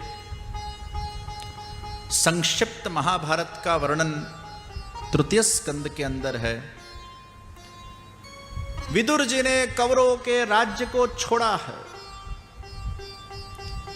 जो कौरव पासे पण धर्म हतुं अने पांडव पासे पण धर्म हतुं। कौरव पासे जे धर्म रूपे छे ए विदुरजी छे अने पांडव पासे जे धर्म रूपे छे ए युधिष्ठिर छे। विदुरजी अने युधिष्ठिर आ बन्ने धर्म रूप छे। कौरवोए आ धर्मनी अवगणना करी। धर्मो रक्षति रक्षितः। अगर धर्मનું રક્ષણ કરશો તો ધર્મ તમારું રક્ષણ કરશે, પણ જો તમે જ ધર્મની અવહેલના કરશો તો ધર્મ તમારું રક્ષણ ન કરી શકે. અને વિદુરજી જ્યારે કંઈક સલાહ આપતા તો એ સલાહ માનવામાં નથી આવતી. એમની સલાહ ધર્મપૂર્ણ હતી અને દુર્યોધનના વિચારો અધર્મપૂર્ણ હતા. એ ધર્મ અને અધર્મ વચ્ચે ત્યાં મતભેદ થયા. धर्म कुछ कह रहा है, अधर्म कुछ कह रहा है. और वो दुर्योधन भी क्या कह रहा है? जानामि धर्मम नच में प्रवृत्ति, जानामि अधर्मम नच में निवृत्ति. मैं जानता हूं धर्म क्या है, अधर्म क्या है, लेकिन मैं धर्म के अंदर मेरे चित्त की प्रवृत्ति कर नहीं पाता हूं और मैं अधर्म को छोड़ नहीं पाता हूं. मैं जानता हूं गलत क्या है, सही क्या है, फिर भी मुझे गलत ही करना है क्योंकि वही मेरी प्रवृत्ति है. અને વિદુરજીને એ રાજ્યમાંથી વિદા કરવામાં આવ્યા છે. વિદુરજી અને ઉદ્ધવજીનો સંવાદ થયો છે. વિદુરજી ઉદ્ધવજીને પૂછે છે મહાભારત में क्या हुआ? અને પછી ઉદ્ધવજી કહે છે કે મહાભારત પૂરું થઈ ગયું, પાંડવો જીતી ગયા અને ભગવાન પણ સ્વધામ પધારી ગયા. અને પ્રભુએ મને ખાસ કહ્યું છે કે વિદુરજીને આ મેસેજ આપજો કે હરિદ્વાર ગંગાના કાંઠે મૈત્રેયજી સાથે એમનું મિલન થશે અને મૈત્રેયજી એમને ઉપદેશ આપશે. વિદુરજી અને મૈત્રેયજીનું સંવાદ થયું છે.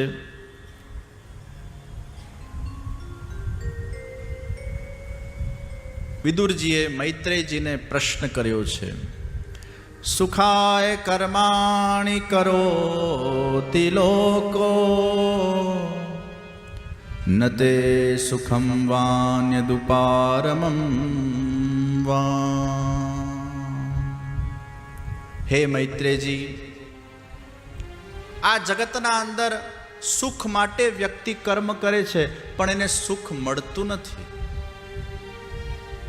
અને આ પ્રશ્ન કેવલ વિદુરજીનો નથી, આપણા બધાનો છે. પરીક્ષિત રાજાનો પ્રશ્ન પણ બધા માટેનો છે અને વિદુરજીનો પ્રશ્ન પણ બધા માટે છે કે સુખ માટે આપણે કર્મ કરીએ છીએ પણ સુખ મળતું નથી.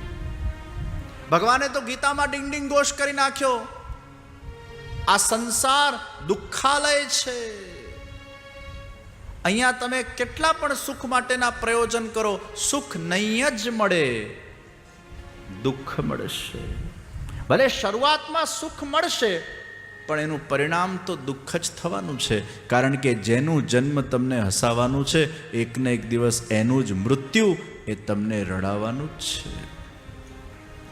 સુખ ટેમ્પરરી है, थोड़े समय के लिए है, सदाकाल के लिए तो नहीं है. અને મહાપ્રભુજીએ પણ એ જ કહ્યું કે મનુષ્ય સુખની પ્રાપ્તિ માટે અને દુઃખની નિવૃત્તિ માટે કર્મ કરે છે. પણ યાદ રાખજો, સુખ દુઃખથી પર આનંદ છે. સુખ હશે એટલે buy one get one free છે. જેનાથી સુખ મળ્યું એનાથી જ દુઃખ મળશે. મનની અનુકૂળ સ્થિતિ એ સુખ અને મનની પ્રતિકૂળ સ્થિતિ એ દુઃખ. તો આપણે કેમ દુઃખી છીએ? તકલીફ ત્યાં છે કે ઘરમાં પેલું ટ્યુબલાઇટ, બલ્બ, પંખો આ બધું જ છે, પણ સ્વિચ ચાલુ કરીએ છે તો પ્રકાશ નથી આવતો. આ બધું જ ઘરમાં હોય, બધા સાધનો હોય, એસી પણ લાગેલું હોય, પણ સ્વિચ ચાલુ કરો અને પેલી ઠંડી હવા ન મળે. એ કેમ આવું થાય છે? કારણ કે જે વીજળીનું પાવર હાઉસ છે ને, ત્યાંથી કનેક્શન કપાયેલું છે. હવે પાવર હાઉસથી જ તમારું કનેક્શન કપાયેલું હોય, પછી તમે કેટલા પણ સ્વિચ પાડ કરો, ભલે પેલું તમને લાગે કે અહીંયા બધી વ્યવસ્થાઓ છે, પણ ઇલેક્ટ્રિસિટી વગર એમાં પ્રકાશ ન મળે. અને ઘણીવાર પાછું પેલું વોલ્ટેજ ફ્લક્ચ્યુએશન એવું થઈ જાય કે આમ પેલું લાઇટ ચાલુ થાય બંધ થાય, ચાલુ થાય બંધ થાય, ચાલુ થાય બંધ થાય, ચાલુ થાય બંધ થાય, ચાલુ થાય બંધ થાય. અને પછી જ્યારે પાવર હાઉસ સાથેનું આમ કનેક્શન જોડાઈ જાય, પછી કેવી આમ લાઇટ, આપણે બધા આમ કેવું સરસ અત્યારે લાઇટ સાથે, લાઇટના વચ્ચે અહીંયા રહી રહ્યા છે. હા, લાઇટ ના હોય તો આ માઇક ક્યાંથી ચાલે? અને અહીંયા જો પાવરનું ફ્લક્ચ્યુએશન થાય તો અવાજ ચાલુ થાય બંધ થાય, ચાલુ થાય. સવારે કીર્તનમાં એવું જ થતું હતું, મંગળા આરતીમાં. મને લાગે કીર્તનીઓ ગાતો કેમ નથી? પાવર ફ્લક્ચ્યુએશન હતું. એ ગાય ત્યારે સંભળાતું નહોતું, વળી પાછું સંભળાય, પાછું બંધ થાય, પાછું સંભળાય, પાછું બંધ થાય. પાવર ફ્લક્ચ્યુએશન એસા હોતા હૈ. તો આપણા જીવનના અંદર પણ જે પાવર હાઉસ છે એના સાથેનું આપણું કનેક્શન લૂઝ થઈ ગયું છે, અને ઘણાનું તો કનેક્શન કપાઈ ગયું છે. કારણ કે પાવર હાઉસમાંથી વીજળી છે આપણામાં તિરોધાન થયેલું છે. અને એટલે જ ભગવાનની ભક્તિ જે કરે છે એ પાવર હાઉસ સાથેનું કનેક્ટિવિટીને જોડી દે છે. બ્રહ્મ સંબંધની જ્યારે આપણે પ્રાપ્તિ કરીએ છીએ, એ પાવર હાઉસ સાથે આપણું કનેક્શન જોડાઈ જાય છે. અને જ્યારે એ પ્રભુની ભક્તિ કરતાં કરતાં ધીરે ધીરે આપણું ચિત્ત જ્યારે પ્રભુમાં લાગી જાય, એટલે ધીરે ધીરે ધીરે એ આનંદની અનુભૂતિ થવા લાગે. સુખ દુઃખ આપણા જીવનમાં માયને ન રાખે. પછી દુઃખ આવે ને એ પણ આમ લાઇટલી લઈએ, જેમ સમુદ્રમાં મોજા આવે ને કેવા લાઇટલી લઈએ, એકદમ લાઇટ થઈ જાય. દુઃખની હેવીનેસ લાઇટ બની જાય. પછી રસ્તા નીકળવાનું આપણને ખબર પડે ને, રસ્તા નીકળી જાય, હસતા મોડે રસ્તા નીકળી જાય. કારણ કે આશરો એનો છે ને. એક ભાઈ હતા અને એ કંઈક આમ વાંચન કરતા હતા, અને બહાર બધા છોકરાઓ બહુ મસ્તી કરતા હતા, ઢીંગા મસ્તી, અવાજ એટલો બધો આવે. પણ ભગવાનના ભક્ત હતા. 2 દિવસ 3 દિવસ 4 દિવસ 5 દિવસ છોકરા ધમાલ કર્યા કરે, અવાજ જોર જોરથી ચીસીઓ પાડે, અને આના ઘરના બહાર જ. એટલે આ પેલો થોડો કોન્સન્ટ્રેશન નહોતો કરી શકતો, એટલે પછી એને રસ્તો કાઢ્યો. એ બહાર નીકળ્યો અને છોકરાઓને કીધું, બેટા સમસ્યા હતી, પ્રોબ્લેમ હતું, હસતા મોડે એને સોલ્યુશન. શું કર્યું?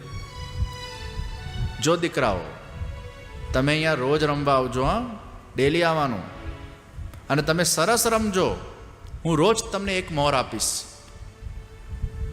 એ છોકરા રમવા આવ્યા, એક મોર આપી, બીજા દાડે વળી પાછી મોર આપી, ત્રીજા દિવસે વળી પાછી મોર આપી, ચોથા દિવસે વળી પાછી મોર આપી.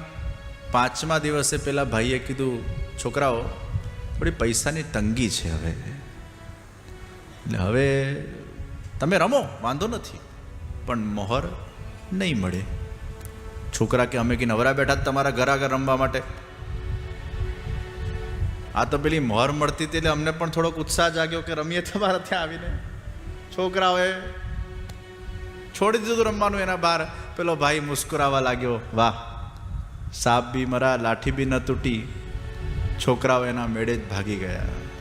સ્વસ્થ મન હશે તો રસ્તાઓ નીકળશે, અસ્વસ્થ મનથી ક્યારે પણ કોઈ રસ્તા ના નીકળે. અને એટલે જ જીવનના અંદર જ્યારે દુઃખ આવે ને, ત્યારે મનને સ્વસ્થ રાખવાનું છે. ભલે થોડાક આપણે અસ્વસ્થ થઈએ, આપણને ગુસ્સો આવી જાય, આપણને સ્ટ્રેસ આવી જાય, થોડોક સમય પાણીમાં પથ્થરો નાખો ને તરંગો આમ થઈ જાય અને પાછું પાણી શાંત થઈ જાય, એ જુદી વાત છે. પણ જો અસ્વસ્થ થઈને પાછા જલ્દી સ્વસ્થ થઈ જવું ને, એ સ્વસ્થ મનની નિશાની છે. પણ અસ્વસ્થ થઈને 24 ને 48 ને 72 કલાક અસ્વસ્થતામાં જ રહેવું ને લમણે હાથ લઈને બેસતા રહેવું, અરે મારા જિંદગીમાં તો જુઓ ને કેવું દુઃખ આવી ગયું છે. અબ દુઃખ આયા હૈ તો હૈ. હવે લમણે હાથ લઈને બેસવાથી તો એ કંઈ દૂર નથી થવાનું, અને વગર કારણના ભય રાખીને પણ કંઈ દૂર નથી થવાનું. ભગવાનની ભક્તિ વ્યક્તિને માનસિક રીતે સ્વસ્થ બનાવે છે, એને પરિપક્વ બનાવે છે. અને એટલે જ સુખ આપણા અંદર છે, આનંદ આપણા અંદર છે, અંતર્યામી કૃષ્ણ આપણા અંદર છે. બસ એને ભક્તિની ખુદાઈના માધ્યમથી ધીરે ધીરે પ્રગટ કરવાનો છે. અને એટલે જ મૈત્રેયજી વિદુરજીને કહે છે કે ભગવાનની ભક્તિ જ એક શ્રેષ્ઠ સાધન છે.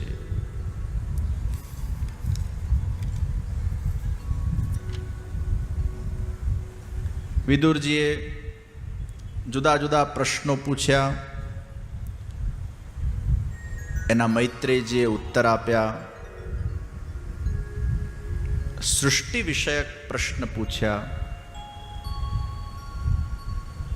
ભગવાનના નાભિ કમલમાંથી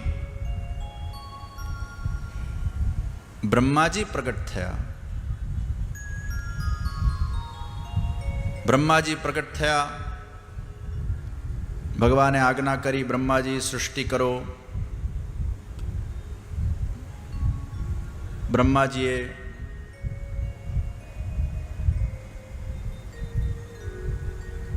ચાર પુત્રો પ્રગટ કર્યા: સનક, સનંદન, સનાતન, સનતકુમાર. બ્રહ્માજીએ કીધું સૃષ્ટિ કરો. એ કે ના, અમારે કોઈ સૃષ્ટિ નથી કરવી, અમારે આ જફામ નથી પડવું. એટલે બ્રહ્માજીને ગુસ્સો આવી ગયો कि मैं तुम्हें कह रहा हूं सृष्टि करो, तुम मेरी आज्ञा का पालन नहीं कर रहे हो. એટલે બ્રહ્માજીને ક્રોધ આવ્યો અને ભ્રકુટીમાંથી રુદ્ર પેદા થયા, રડતા રડતા રુદ્ર શિવજી. અને બ્રહ્માજીએ કીધું તુમ સૃષ્ટિ કરો. એટલે શિવજીએ પછી ભૂત પિશાચોની બધી એવી સૃષ્ટિઓ ચાલુ કરી નાખી. બ્રહ્માજી કે હવે બસ તમે એક બાજુ બેસીને ભજન કરો, આ સૃષ્ટિનો પાછો વધારે આપણે વિસ્તાર નથી કરવો. એટલે શિવજીને કીધું તુમ આંખ બંધ કરકે અબ ધ્યાન કરો. બ્રહ્માજીએ મરીચી, અત્રિ, અંગીરા, પુલત્સ્ય, પુલહ, ક્રતુ, ભૃગુ, વિશિષ્ટ, દક્ષ, દેવર્ષિ, નારદ 10 ઋષિઓને પ્રગટ કર્યા. બ્રહ્માજીએ પોતાના વાણીથી સરસ્વતીજીને પ્રગટ કર્યા. છાયાથી કદમજી પ્રગટ થયા. વામ અંગથી કન્યા પ્રગટ થઈ. દક્ષિણથી પુરુષ મનુ અને શત્રુપા. મનુ અને શત્રુપામાંથી જે આખી સૃષ્ટિ થઈ એ માનવ, એટલે માનવ શબ્દ એ મનુ પરથી પડ્યો. અને બ્રહ્માજીએ કીધું મનુ શત્રુપા ચલો તમે હવે આગળ સૃષ્ટિ વધારો. મનુ શત્રુપા કે છે અમે કઈ રીતે સૃષ્ટિ વધારીએ? પૃથ્વી તો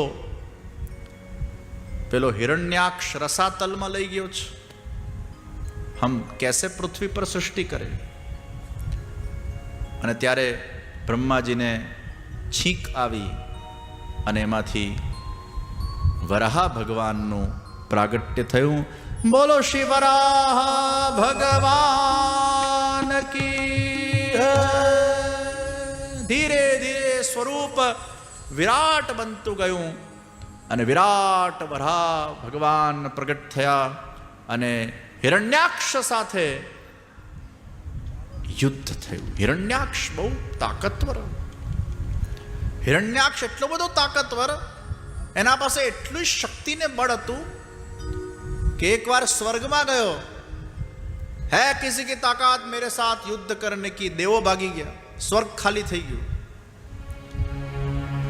પછી સમુદ્રમાં ગયો, વરુણ દેવતાને લલકાર્યો, ચલો તુમ મેરે સાથ લડો. વરુણ દેવતા કે ના ભાઈ તું બીજા પાસે જા, ભાઈ મારે તારા સાથે લડવું ઝઘડવું નથી. એને પાછો પરાસ્ત. नारायण नारायण नारायण के नारद जी भटकाया. नारद जी क्या नारायण नारायण जपते रहते हो, कुछ हाथ पैर चलाना आता है कि नहीं आता है? नारद जी के नहीं नहीं, हम ये लड़ाई झगड़ा नहीं पाता है, हम खुद ये लड़ाई झगड़ा नहीं करते हैं, हम लड़ाई करवाते हैं, हम करते नहीं है, करवाते हैं. हिरण्याक्ष બધી જગ્યાએ ગયો, એને લાગ્યું મારા સાથે કોઈ વજનદાર કોઈ છે જ નહીં લડવા વાળો. એને ખબર નથી કે એનો એ બાપ છે પરમાત્મા, જેમનામાંથી આખી આ સૃષ્ટિ થઈ છે. ભગવાન વરાહ રૂપે પ્રગટ થયા હિરણ્યાક્ષ સાથે ભગવાને યુદ્ધ કર્યો છે. હિરણ્યાક્ષે ભગવાને જેમ તેમ અમુક પ્રકારની વાતો કરી, અમુક પ્રકારના ન બોલવા જેવા શબ્દો હિરણ્યાક્ષ ભગવાનને બોલ્યો છે.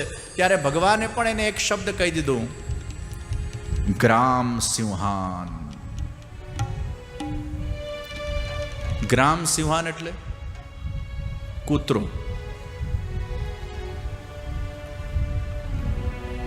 તમારે કોઈને ગ્રામ સિંહાન કેવું હોય ને, એને લાગે હું સિંહ છું, હું આ ગામનો સિંહ છું, મને સિંહ કીધો. જો એ ગ્રામ સિંહ એટલે એ ખાલી એના ગલીના અંદર, એ જે ગલીમાં જ્યાં કૂતરો એની જે સરહદ હોય ને ત્યાં જ ખાલી ભોંક ભોંક ભોંક ભોંક ભોંક ભોંક કરે, એ ગલી પૂરતું એનું વર્ચસ્વ, એને ગ્રામ સિંહ કહેવાય. જેનું ખાલી ગલી પૂરતું વર્ચસ્વ હોય એને ગ્રામ સિંહ કહેવાય. આવા ગલી પૂરતા વર્ચસ્વવાળા ઘણા લોકો છે દુનિયામાં, જે આ ગલી પૂરતા જ સીમિત હોય. ગ્રામ સિંહ એટલે ભગવાને પણ એને કીધું, તુમ ગ્રામ સિંહ હો. હિરણ્યાક્ષ અને પ્રભુ વચ્ચેનું યુદ્ધ થયું, એને પરાસ્ત કર્યો અને ભગવાને પૃથ્વીને પાછી સ્થાપિત કરી.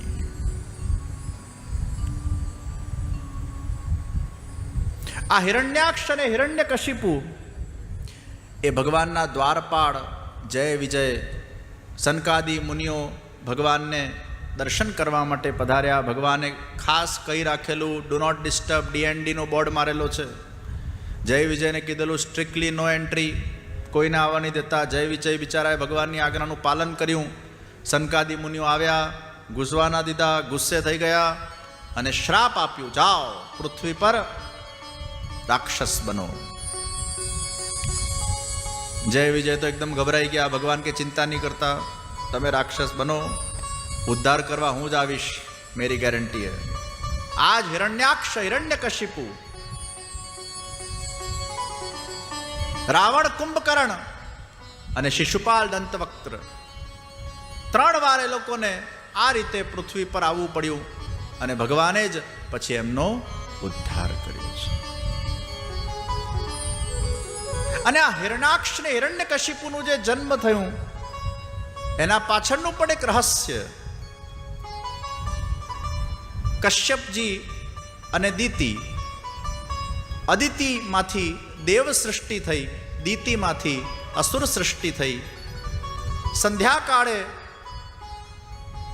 દિતિએ કશ્યપજીને ઉકસાવ્યા સંતતિ માટે, અને સંધ્યાકાળે કશ્યપજીએ કીધું કે આ સમય ભોગ માટે યોગ્ય સમય નથી. સંધ્યા કાલે તુ સંપ્રાપ્તે કર્મ ચત્વારી વર્જય, આહારમ મૈથુમ નિદ્રામ સ્વાધ્યાયાત, આહારમ જાયતે વ્યાધિ મૈથુમ દુષ્ટ સંસતી, નિદ્રામ છીયતે લક્ષ્મી સ્વાધ્યાય વિસ્મરણ ભવે.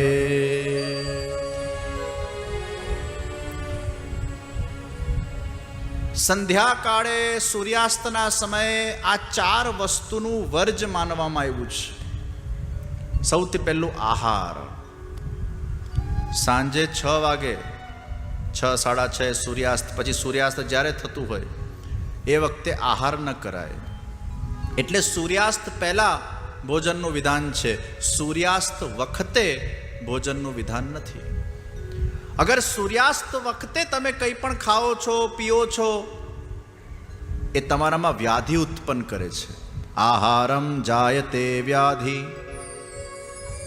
અગર એ સમયમાં તમે મૈથુન કરો છો, ભોગ વિલાસ કરો છો, એમાંથી દુષ્ટ સંતતિ પેદા થાય છે, અથવા કંઈક ડિફેક્ટ વાળી સંતતિ પેદા થાય છે. અગર એ સમયમાં, અત્યારે આપણે જોઈ રહ્યા છે કે અમુક પ્રકારના જે રોગો, પેલું કયું છે, ઓટિઝમનો કોઈ ઇલાજ નથી. તો ઘણીવાર એ કાલને ધ્યાનમાં ન રાખીને અમુક એવા સમય ઉપર ગ્રહણ ચાલતું હોય, અમુક એવો કાલ હોય, યોગ્ય સમય ન હોય, અને એવા વખતે અગર એ ભોગ થયો હોય તેવું પણ બને છે. ગર્ભવતી મહિલા ગ્રહણના સમયે બહાર નીકળેલી હોય અને એની છાયા પડતી હોય છે, એમાં પણ એ બાળકમાં કોઈને કોઈ પ્રકારની ડિફેક્ટ આવી જતી હોય છે. એટલે આપણા ધર્મશાસ્ત્રમાં અમુક વસ્તુઓનું પાલન કરવાનું કહ્યું, એ આપણે કરવું જોઈએ. અને ગ્રહણના સમય પર એક્સપેરિમેન્ટ કરવામાં આવ્યું કે જે કંઈ પણ ભોજન સામગ્રી બનેલી છે એ ગ્રહણના સમયમાં જલ્દી સડી જાય છે, અને નોર્મલ સમય કરતાં ગ્રહણના સમય વખતે એને જો મૂકવામાં આવે એ જલ્દી સડી જશે. અને એટલે જ આપણે વેદ લાગે એટલે પછી વ્રત, કેમ કે શરીરમાં પણ પાછું અન્ન જ ગયેલું હોય, એ પણ વિકાર પેદા કરે છે. એ વખતે એવા અમુક ઝેરીલા જીવજંતુઓ વાતાવરણમાં હોય છે જે આપણા માટે સેહત માટે સારા નથી હોતા. તો સંધ્યાકાલે આહારનું વર્જ છે, સંધ્યાકાલે મૈથુન વર્જ છે, સંધ્યાકાલે નિદ્રા. નિદ્રામ છીયતે લક્ષ્મી. સંધ્યાકાળે જો આમ ઘસઘસાટ તમે સૂઈ જાઓ, લક્ષ્મી દેવી આમ પધારતા હોય, ઘરમાં આગમન કરતા હોય, દેવી દેવતાઓનું સંધ્યાકાળે આગમન થતું હોય, પેલો ઊંઘી જાય ઘસઘસાટ, એટલે પછી લક્ષ્મી દેવી કે જા ભાઈ, હું જતી રહું છું પાછી, હું આવીને તું મારું સ્વાગત નથી કરતું. એટલે સંધ્યાકાળે સૂઈએ તો લક્ષ્મીજી જતા રહે છે. અને ચોથું, સ્વાધ્યાય વિસ્મરણમ ભવેત. સંધ્યાકાલે સ્વાધ્યાય થતું નથી. બ્રહ્મ મુહૂર્ત સ્વાધ્યાય માટે શ્રેષ્ઠ છે, જેમાં સાત્વિક એનર્જી હોય છે. સંધ્યાકાળ પછી તમોગુણની એનર્જી ચાલુ થઈ જાય છે. અને આજના છોકરાઓ ઊંધું કરે છે. હું ઘણીવાર છોકરાઓને કહું છું, તમે સવારે વહેલા ઉઠીને વાંચો, 3:45 વાગે 3:30 વાગે ઉઠી જાઓ, અને વહેલા ઉઠીને એ પ્રાતઃકાલ બ્રહ્મ મુહૂર્તના અંદર તમે વાંચન કરો, તમને લાંબા ગાળા સુધી યાદ રહેશે. પછી જેમ જેમ સૂર્ય એ તપતો જાય અને બપોર પડે એટલે રજો ગુણની એનર્જી, અને રાત પડે એટલે તમો ગુણની એનર્જી, આ લોકો ઊંધું કરે છે. રાત્રે વાંચવા બેસે, કોફી પીપીને વાંચે, અને સવારે લેટ સુધી ઊંઘે. એટલે છોકરાઓને આપણે ખાસ કહીએ, તમે ભલે વહેલા સૂઈ જાઓ, 10 થી 2 ની ઊંઘ લેવી બહુ જરૂરી છે. આ 10 થી 2 નેચરલી આપણા અંદર એવા હાર્મોન પ્રગટ થતા હોય છે કે જેનાથી આપણને ઊંઘ આવી જાય. જેને ઊંઘની બીમારીઓ છે એને 10 થી 2 સૂઈ જ જવું જોઈએ. 10 થી 2 ની ઊંઘ, કદાચ 1 કલાક ઓછી ઊંઘ લેશો તો પણ એ તમને તરોતાજા રાખશે. 10 વાગે સૂવું અને 4 વાગે ઉઠવું, આ પરફેક્ટ ટાઈમિંગ છે. ઉઠીને વાંચન પ્રાતઃકાલ બ્રહ્મ મુહૂર્તના અંદર.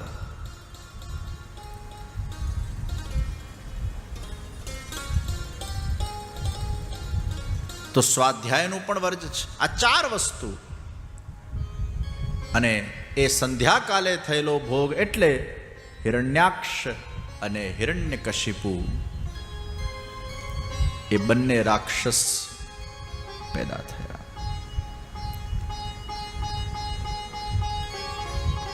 મનુ અને શત્રુપાના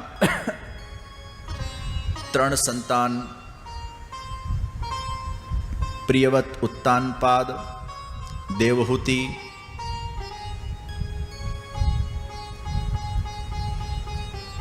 આકૃતિ, પ્રસૂતિ. કરદમજી અને દેવહૂતિના શુભ લગ્ન થયા. કરદમજીને ભગવાને વરદાન આપેલો કે હું તમારા ત્યાં સાક્ષાત પ્રગટ થઈશ. કરદમજી અને દેવહૂતિજી નું ગૃહસ્થાશ્રમનું મંગલ શુભારંભ થયું. દેવહૂતિજીએ કરદમજીની ખૂબ સેવા કરી. વર્ષો વર્ષ સુધી કરદમજી તપસ્યા કરે અને દેવહૂતિજી એમની સેવા કરે. પછી દેવહૂતિજીને એકદમ સ્મરણ થયું કે પ્રભુએ આપણા ત્યાં પ્રગટ થવા માટેનું વચન આપેલું છે. કરદમજી એક સુંદર રત્નજડિત વિમાન તૈયાર કર્યું, અને એ વિમાનના અંદર વિહાર શરૂ થયું છે. 9 કન્યાઓ પછી 10મા કપિલ ભગવાનનું મંગલ પ્રાગટ્ય થયું છે. બોલો શ્રી કપિલ ભગવાન की जय।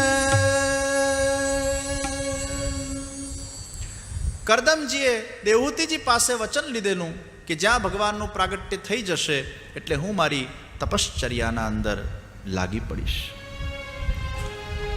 દેવહૂતિજી ભગવાન કપિલજીને પ્રશ્ન પૂછે છે, हे प्रभु, इन दुष्ट इंद्रियों के विषय लालसा में से अब मैं ऊब गई हूं. यह दुष्ट इंद्रियों की विषय लालसा से मैं अब ऊब गई हूं. इनकी इच्छा पूरी करते करते करते घोर अंधकार में मैं डूब गई हूं. आप मेरे इस महामोह का निरसन कीजिए. જીવનના અંદર ભોગ ભોગવતા ભોગવતા ભોગવતા વ્યક્તિમાં વૈરાગ જન્મી જાય છે. એને એમ લાગે કે ઇન્દ્રિયોને ક્યાં સુધી સંતોષ આપતા રહેવું, કારણ કે ઇન્દ્રિયો હંમેશા અસંતુષ્ટ જ રહેવાની છે. ઇન્દ્રિયોને કેટલું પણ ભોગ આપશો એ સંતુષ્ટ કદી નહીં થાય. કપિલજીએ માતા દેવહૂતિજીને ઉપદેશ આપ્યો, હે દેવહૂતિજી માં, જીવના સૌથી પહેલા બંધનનું કારણ એનો મોહ છે, અને બંધનનું કારણ એનું મન છે, અને આ મનમાં જ મોહ પેદા થાય છે. ગુણેષુ સક્તમ બંધાય રતમ વા પુંસી મુક્તયે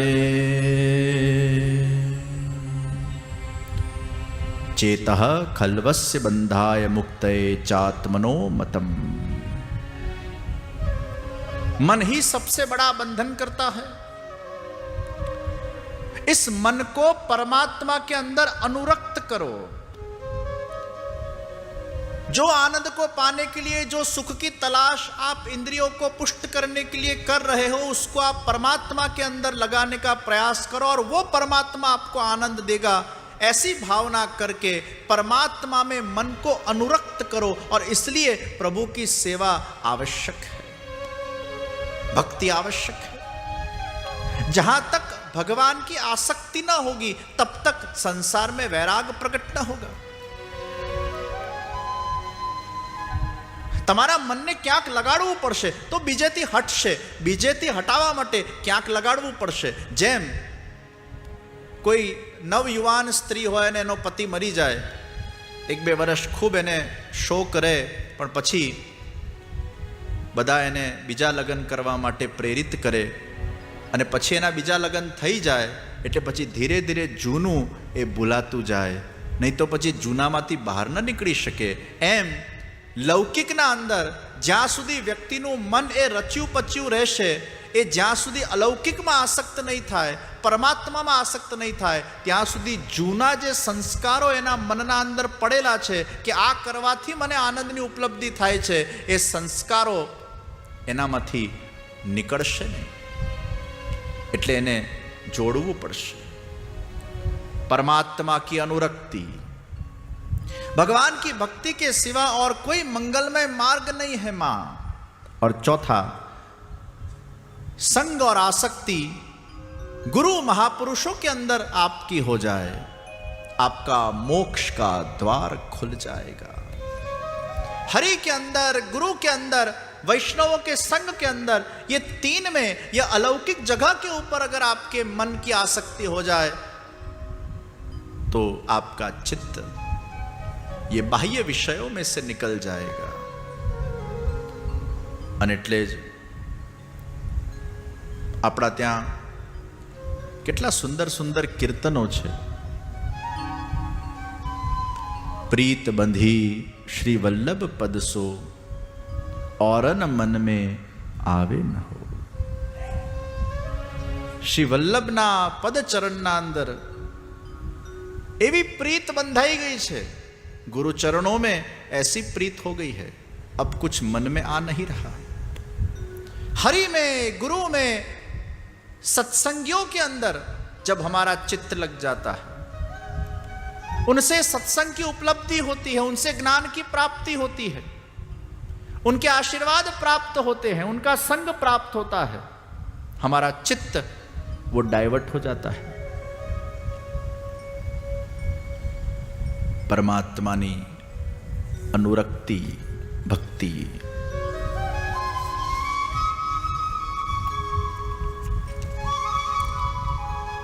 माता देवहूति जीए करदम जी ने कपिल जी ने प्रश्न पूछा, आ प्रकृति અને પુરુષ બંને એકબીજા સાથે જોડાયેલા છે, આ સંસાર બંધનનું આ મોહ કઈ રીતે દૂર થઈ શકે, સંસાર બંધનનો આ ભય એ કઈ રીતે દૂર થઈ શકે?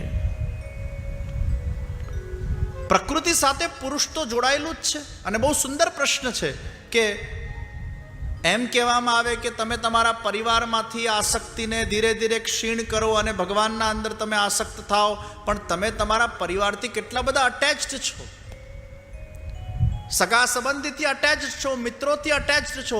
એ એકદમ કેવી રીતે ડિટેચ થઈ જવું, મનમાંથી કેવી રીતે કાઢી નાખવું, મનમાંથી કઈ રીતે એનું ડિટેચમેન્ટ ડેવલપ કરવું? It is so hard. प्रकृति और पुरुष एक दूसरे के साथ जुड़े हुए हैं.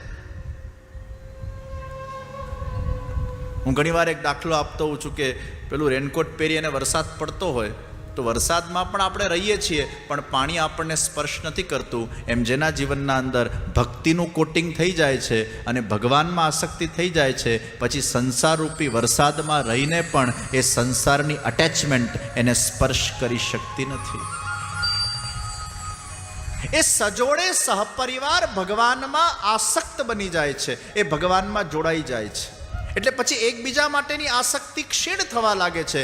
એ બંનેની આસક્તિ પ્રભુમાં થઈ જાય, એ બંનેની આસક્તિ એ આત્મકલ્યાણના માર્ગ ઉપર થઈ જાય, એ બંનેની આસક્તિ પ્રભુ કેન્દ્રમાં આવી જાય અને પ્રભુ સાથે જોડાઈ જાય.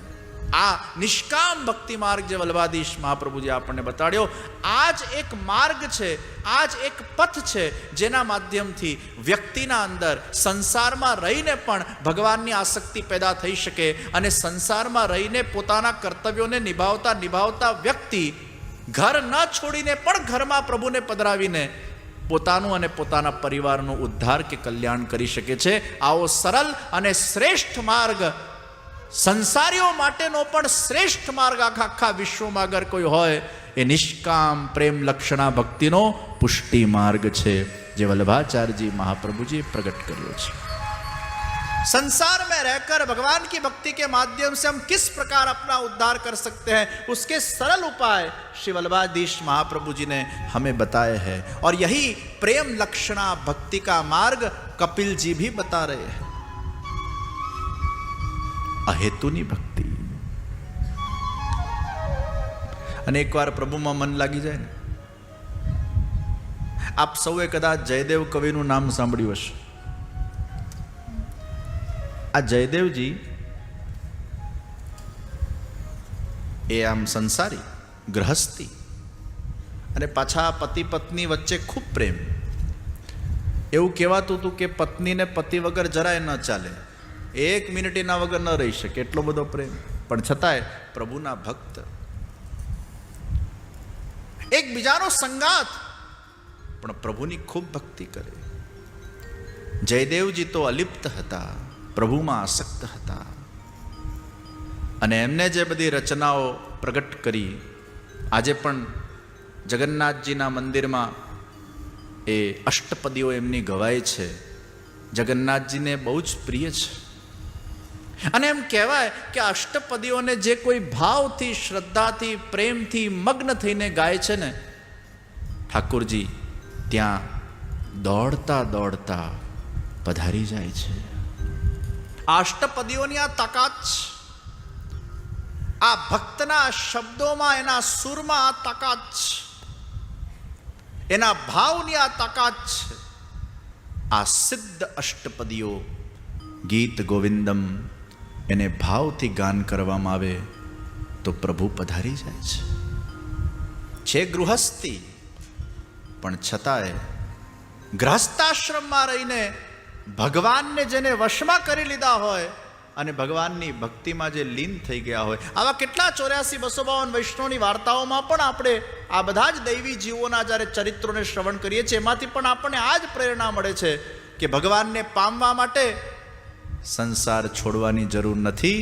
સંસારમાં રહીને પણ અહમતા મમતાને એમાંથી કાઢીને એ અહમતાને મમતાને પ્રભુના અંદર જોડી દેવામાં આવે તો એ વ્યક્તિનું નિશ્ચિત ઉદ્ધારને ઉત્કર્ષ થઈ શકતું હોય છે.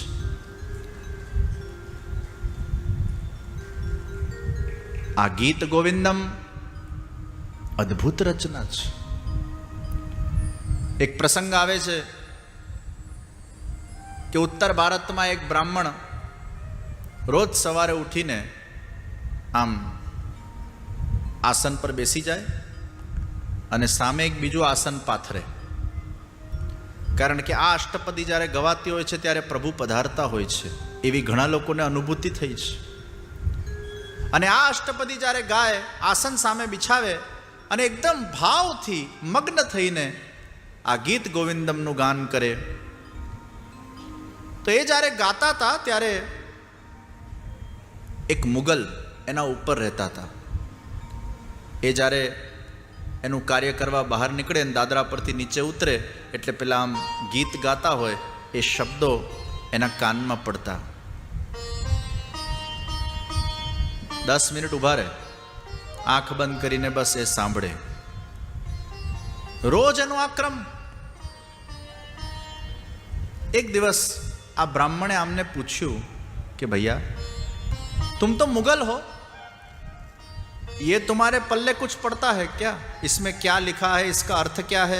कि नहीं, मुझे कुछ पल्ले नहीं पड़ता है, पर बस जब तुम गाते हो इसके शब्दों में कौन जाने क्या ताकत है कि मेरा मन शांत हो जाता है और मुझे ये श्रवण करना बहुत पसंद है. મને તમે શીખવાડશો? એટલે બ્રાહ્મણે પછી એને શીખવાડ્યું. બ્રાહ્મણે કીધું, જો તું જ્યારે આ ગીત ગાય ને ત્યારે સામે આસન પાથરજે, અને આસન તું પાછળશે ને એટલે પ્રભુ ત્યાં આવીને બિરાજશે. એ કે મારે તો ઘણીવાર ઘોડા પર જ જવાનું હોય છે, દિવસ રાત ઘોડા પર હોઉં, મારા ઠેકાણા ના હોય, ઘરે 2 દિવસ આવું, 3 દિવસે આવું, પણ હવે મને આ ગીતોનો એવો ચસ્કો લાગ્યો છે કે હવે હું ઘોડા પર ગાઈશ. ઘોડા પર ક્યાંથી આસન બિછાવું? એ કે ના, ઘોડા પર તું બિછાવ, તું બેઠો એના આગળ આસન બિછાવી દે, ભગવાને તારા સાથે ઘોડા પર આવશે ભગવાન ખરેખર. અરે તું ગાતો ખરો, તું ભાવથી શ્રદ્ધાથી તલ્લીન થઈને પ્રેમ મગ્ન થઈને ગાશે, તને ક્યારેક કોઈક દિવસ પ્રભુ અનુભૂતિ કરાવશે. એટલે પછી તો એનો રોજનો આ ક્રમ થઈ ગયો. એ ઘોડા પર જાય અને પછી ગીત ગોવિંદમ ગાતો જાય, આગળ આસન બિછાવી દે. એક દિવસ દોડા દોડમાં આસન બિછાવવાનું રહી ગયું અને ગીત ગોવિંદમ ગાતો જાય. અડધું ઘોડામાં ધ્યાન ના હોય, ગીતમાં ધ્યાન હોય, પણ હવે એનું એક ઓટો મોડ પર આવી ગયું હતું કે નેચરલી એ ગીત નીકળે અને ઘોડા ચલાવ્યા કરે. હવે આસન બિછાવવાનું ભૂલી ગયો. પાછળથી છુમ છુમ છુમ છુમ છુમ છુમ કરતા કરતા નુપુરનો અવાજ આવ્યો અને નૃત્ય કરતા કરતા શ્યામ સુંદર પધારી રહ્યા છે. આ સત્ય ઘટના. એને ઘોડો રોક્યો, પાછળ જોયું, સાક્ષાત પ્રભુ પધારે છે. સાક્ષાત પ્રભુના દર્શન કરીને બેબાક બની ગયો. શબ્દો નીકળવાના બંધ થઈ ગયા, એની શ્વાસો રોકાવા લાગી. એ બાવરો જેવો થઈ ગયો. ये मैं क्या देख रहा हूं, ये मैं स्वप्न देख रहा हूं. પોતાના જાતને ચુટલીઓ ભરવા લાગ્યો.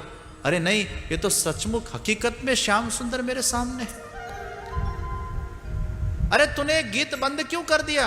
अरे गीत गाता जा, ये गीत मुझे बहुत पसंद है. ये गीत गाते ही मैं वो भक्तों के पास आ जाता हूं. अरे प्रभु, आप नंगे पैर मेरे पीछे दौड़ रहे हो.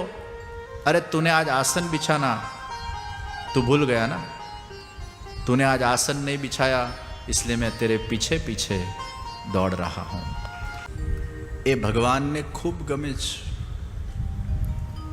તો ગૃહસ્થાશ્રમમાં રહીને પણ ભગવદ ભક્તિનું વિધાન છે.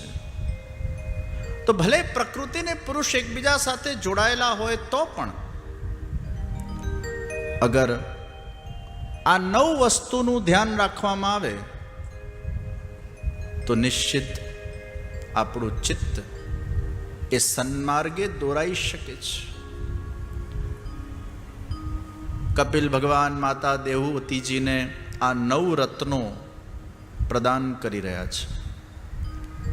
જેને પણ પોતાના જીવનમાં આત્મકલ્યાણના માર્ગ પર આગળ વધવું હોય એના માટે આ 9 રત્નો એને આભૂષણ રૂપે ધારણ કરી લેવાની આવશ્યકતા છે.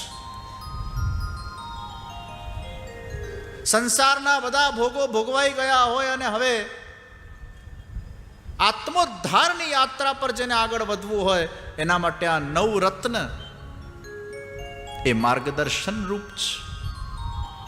એમાં સૌથી પહેલું રત્ન શાસ્ત્ર વિહિત ધર્મોનું પાલન કરવું. બીજું રત્ન પ્રારબ્ધ અનુસાર જે મળે એમાં સંતુષ્ટ રહેવું. ત્રીજું રત્ન ગુરુજનોના ચરણની પૂજા કરવી. ચોથું રત્ન વિષય વાસનાને વધારનારા કર્મોથી દૂર રહેવું. સેવા, ધ્યાન, સ્મરણ, વ્રત એને જીવનમાં આત્મસાત કરવા. પાંચમું મન, વાણી, કર્મથી કોઈ પણ જીવને હેરાન નહીં કરવું. ઇન્ટેન્શનલી કોઈને હેરેસ નહીં કરવું. છઠ્ઠું આવશ્યકતાથી વધારે વસ્તુનો સંગ્રહ ન કરવો. સાતમું બ્રહ્મચર્યનું પાલન કરવું. આઠમું પ્રભુ સેવા અને સ્વાધ્યાય કરવું. અને નવમું મૌન રાખી ધ્યાન કરવું. આ 9 રત્નો છે. આ 9 રત્નને જે વ્યક્તિ આત્મસાત કરે છે એ પોતાની સંપૂર્ણ ઇન્દ્રિયોને પ્રભુના રંગમાં રંગીને આ દેહના માધ્યમથી ભગવત ભક્તિ કરીને આત્માનું કલ્યાણ કરી શકે છે. કપિલજીએ પ્રભુના એ સુંદર ચરણારવિંદનો ધ્યાન પ્રકાર બતાડ્યો. સંચિંતયેદ ભગવતશ્ચરણારવિંદમ વજ્રાંકુશધ્વજ સરોરુહલાંછનાટ્યમ ઉત્તુંગ રક્તવિલસન્નખ ચક્રવાલ જ્યોત્સ્નાભિરાહત મહદૃદયાંધકારમ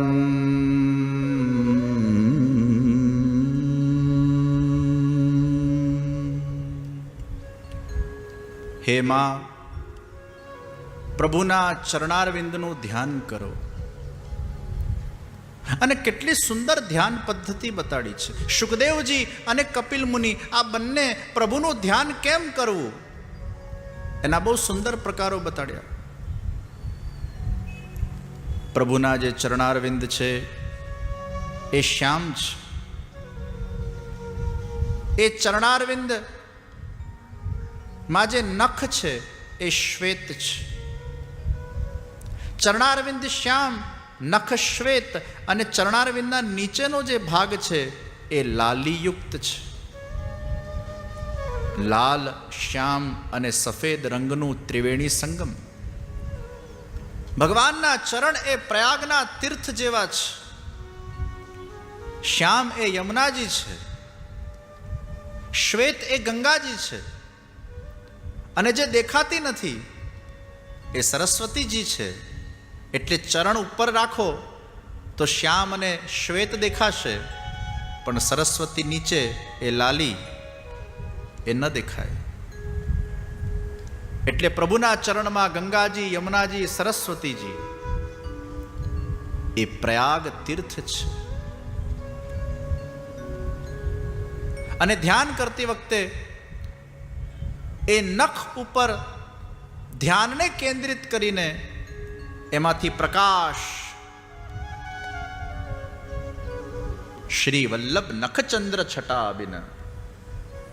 એ નખચંદ્ર એનો પ્રકાશ, અને એ પ્રકાશ તમારા અંદર, તમારા ચિત્તમાં, મનમાં, હૃદયના અંદર પ્રવાહિત થઈ રહ્યો છે. આવી એક ભાવના કરવી, આ ચરણારવિંદની ભાવના, અને પછી એ લાલીયુક્ત ચરણની ભાવના. અને લાલીયુક્ત ચરણના અંદર ભગવાનના જે વામ ચરણ છે એમાં કમળ, વજ્ર, ગદા, પતાકા, તોરણ, સુખદવલ્લી, ધનુષ, આ ચિહ્નોનું ધ્યાન. અને વામ ચરણમાં ધ્વજા, અંકુશ, મીન, સુદર્શન, અષ્ટદલ, કમલ, કુંભ, જવ અને ચંદ્ર. આ 16 ચિહ્નોનું ધ્યાન છે. જપ કરતી વખતે આ ચરણ ચિહ્નનું પણ ધ્યાન કરી શકાય છે.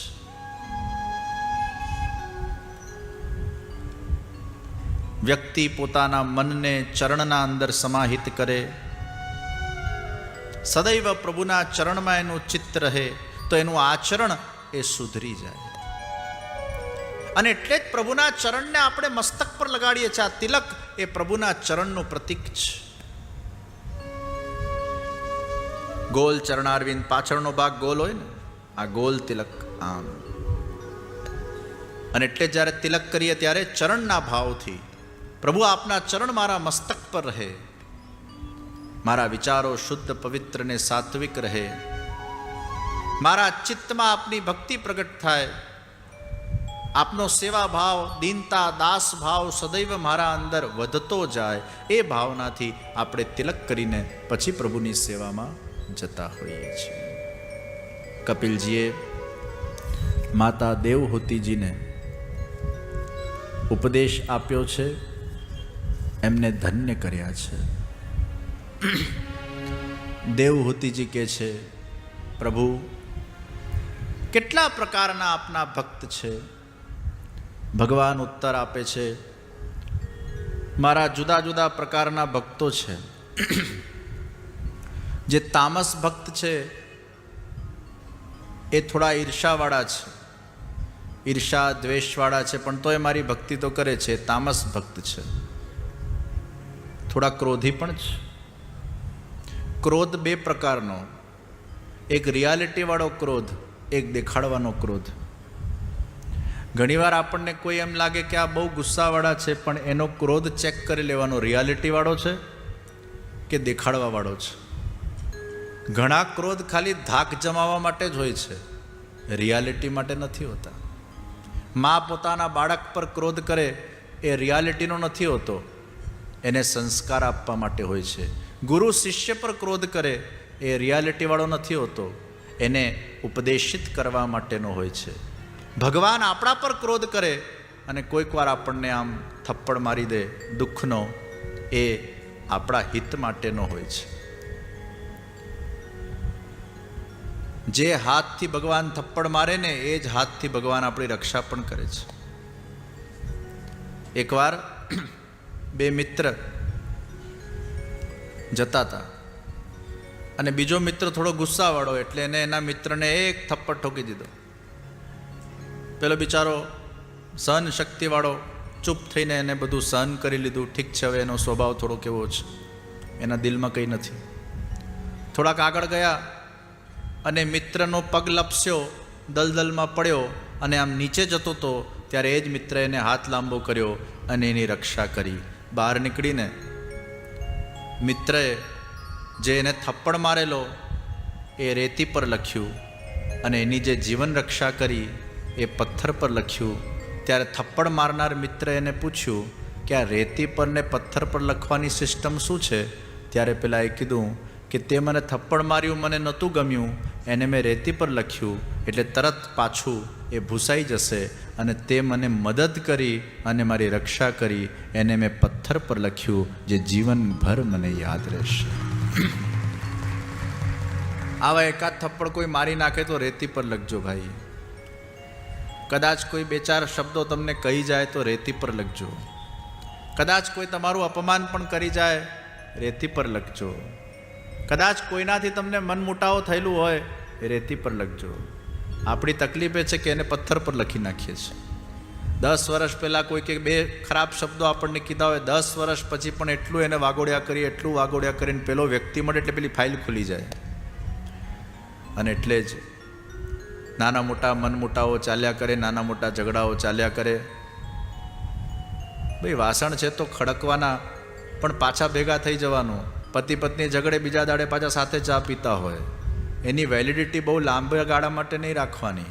ઘણા લોકો પાછા ઝઘડીને પણ એટલું બધું યાદ કર્યા કરે, 10 દિવસ, 15 દિવસ, 20 દિવસ સુધી ફાઇલો એટલી બધી સ્ટોર કરીને રાખે ને વળી પાછું બધું સંગ્રહીને રાખે. તે મને 10 વર્ષ પહેલાં આવું કીધેલું, 5 વર્ષ પહેલાં આવું કીધેલું, 1 વર્ષ પહેલાં આવું કીધેલું, હમણાં ગઈકાલે તે મને આવું કીધેલું, તું વારંવાર આવું કહેતો જાય છે. આટલી યાદશક્તિ શું લેવા રાખું છું?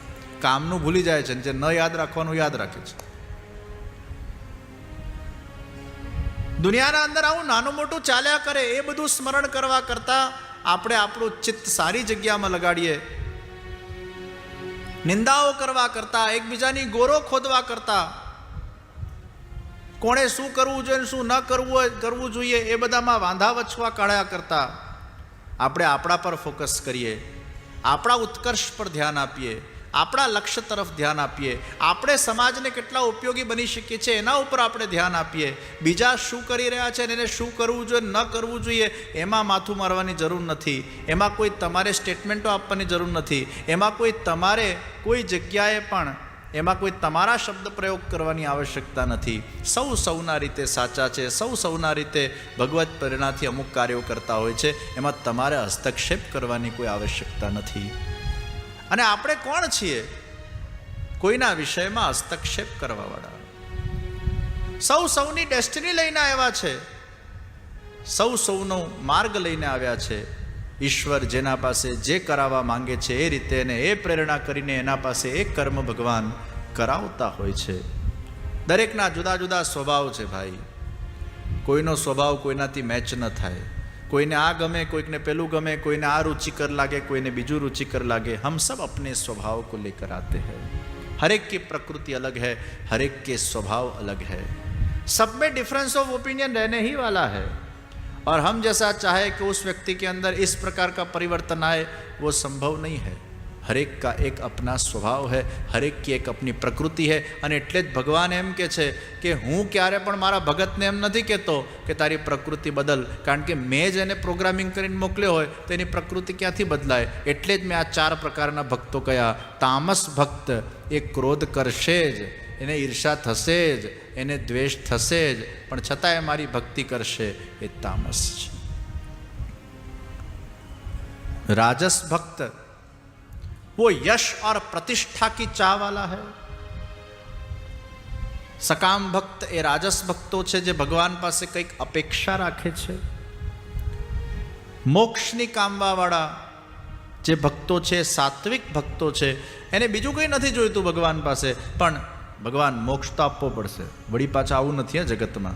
એટલે તારી સેવા આટલી બધી મેં કરી છે, હવે મને તારે આ જીવન મૃત્યુના ફેરામાંથી તો બહાર કાઢવો જ પડશે. બીજી વાર મને જિંદગી આપતો જ નહીં.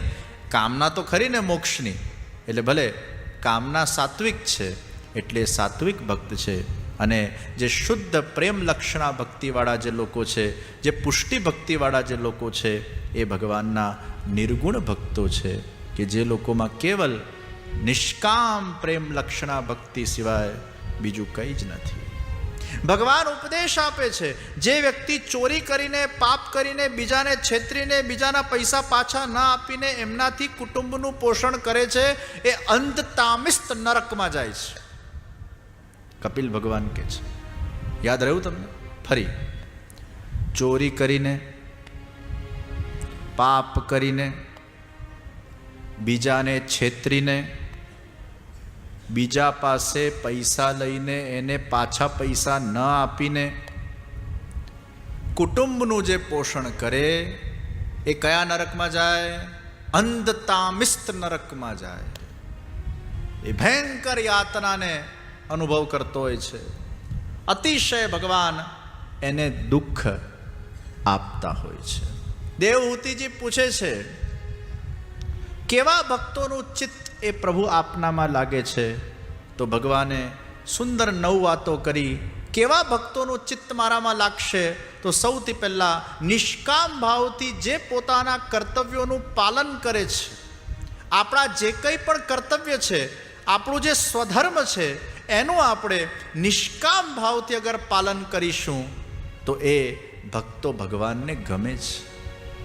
તમે તમારા પરિવારનું પોષણ કરતા હો કે પરિવારના પ્રતિ તમારી ફરજ નિભાવતા હો, અથવા તમારી જે કોઈ પણ રાષ્ટ્ર માટે, સમાજ માટે, માનવ જગત માટે તમારા ફરજમાં આવતા જેટલા કાર્યો છે એને તમે નિષ્કામ ભાવથી, અપેક્ષા વગર, મેં આ કર્યું એટલે મને સામે રિબાઉન્સા મળવું જ જોઈએ, મેં આની મદદ કરી એટલે એને મારી મદદ કરવી જ જોઈએ, આ અપેક્ષા વગર મદદ કરવું એ તમારું કર્તવ્ય છે. પેલો કરે કે ન કરે તમારે જોવાનું નથી, પણ તમારા દાયિત્વમાં, તમારા ફરજમાં, તમારા કર્તવ્યમાં અગર કોઈને મદદ કરવાનું અગર એ આવતું હોય તો તમારે તમારી ફરજ બજા. રાત્રે ચોર આવે ઘરે અને પેલો પોલીસ આમ નાઇટ સૂટ પહેરીને ઊંઘતો હોય અને પછી પત્ની એને ઉઠાડે, ઉઠ, એટલે આ ઉઠ, ચોર આવ્યો, અને પેલો કે હમણાં હું ડ્યુટી પર નથી.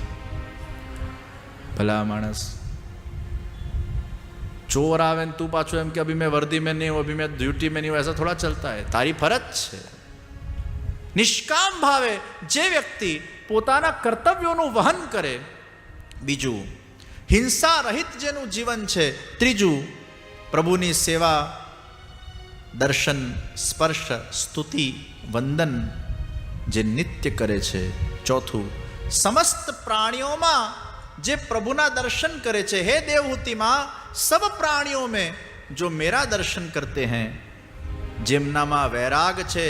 પાંચમું મહાપુરુષ અને ગુરુઓને જે માન આપે છે, જે ગુરુઓનું અપમાન કરે, જે સજ્જનોનું અપમાન કરે, જે ગુરુ અને સજ્જનો માટે ગાળો દે, જે ગુરુ અને સજ્જનો માટે ખરાબ વાતો કરે, જે ગુરુ અને સજ્જનોની ઘોર નિંદાઓ કરે, આવો વ્યક્તિ મને ક્યારે પણ પસંદ નથી. આ છઠ્ઠું કીધું, મહાપુરુષો અને ગુરુઓને જે માન આપે, દિન દુખીઓ પર જે દયા કરે, ગ્રંથોનું શ્રવણ અને મારા નામને ઉચ્ચ સ્વરથી ગાય, ધીમું ધીમું નહીં, ઉચ્ચ સ્વરથી ગાય. આપણે હરિનામ સંકીર્તન કરીએ છીએ, ઉચ્ચ સ્વરથી કરીએ છીએ, જોરથી ગાય. મનમાં કરો એને જપ કહેવાય, કીર્તન તો જોરથી જ ગવાય, કીર્તન ઉચ્ચ સ્વરથી ગવાય. આખા વાતાવરણના અંદર એ શબ્દની ગૂંજવી જોઈએ. જે ઉચ્ચ સ્વરથી મારું કીર્તન કરે. અને નવમું, અહંકારનો ત્યાગ કરીને મનમાં દાસ ભાવ જેનામાં છે અને જેનું ચિત્ત અને મન મારામાં લાગી ગયેલું છે, આવા ભક્તો એ મને અત્યંત પ્રિય છે. કપિલજીએ દેવહૂતિજીને આ ઉપદેશ આપ્યો છે. કપિલાખ્યાનને અહીંયા જ પ્રણામ કરીને आइए आज के सत्र को हम समाप्त करते हैं. काले चौथो दिवस, काले नंद महोत्सव છે. આપણે ભગવાન શ્રી કૃષ્ણના ગુણગાન ગાઈશું. અને આગળની કથા ચતુર્થ સ્કંદ, આજે મારે ચતુર્થ સ્કંદ સુધી પહોંચવું હતું, ધ્રુવ ચરિત્ર આપને સંભળાવવું હતું, પણ હવે 7:45 થઈ ગયા છે, સમય છે નહીં. એટલે ચતુર્થ સ્કંદ, પંચમ સ્કંદ, ષષ્ઠમ સ્કંદ અને સપ્તમ સ્કંદ એની કથા સહવક્તા કિશોર શાસ્ત્રીજી આપને સંભળાવશે 2 થી 4. અને અષ્ટમ સ્કંદ, નવમ સ્કંદ અને દશમ સ્કંદ પ્રારંભ ભગવાન શ્રી કૃષ્ણના જન્મ પ્રકરણ અને ભગવાનનું પ્રાગટ્ય એ આપણે કાલના સત્ર. आइए भाव से हम प्रभु का जय जयकार करें. बोलो श्री कृष्ण कन्हैया लाल की जय, श्री वल्लभाधीश की जय, श्री गिरिराज धरण की जय, श्री यमुने महारानी की जय, श्री नाथ जी प्यारे की जय, श्री बाल कृष्ण लाल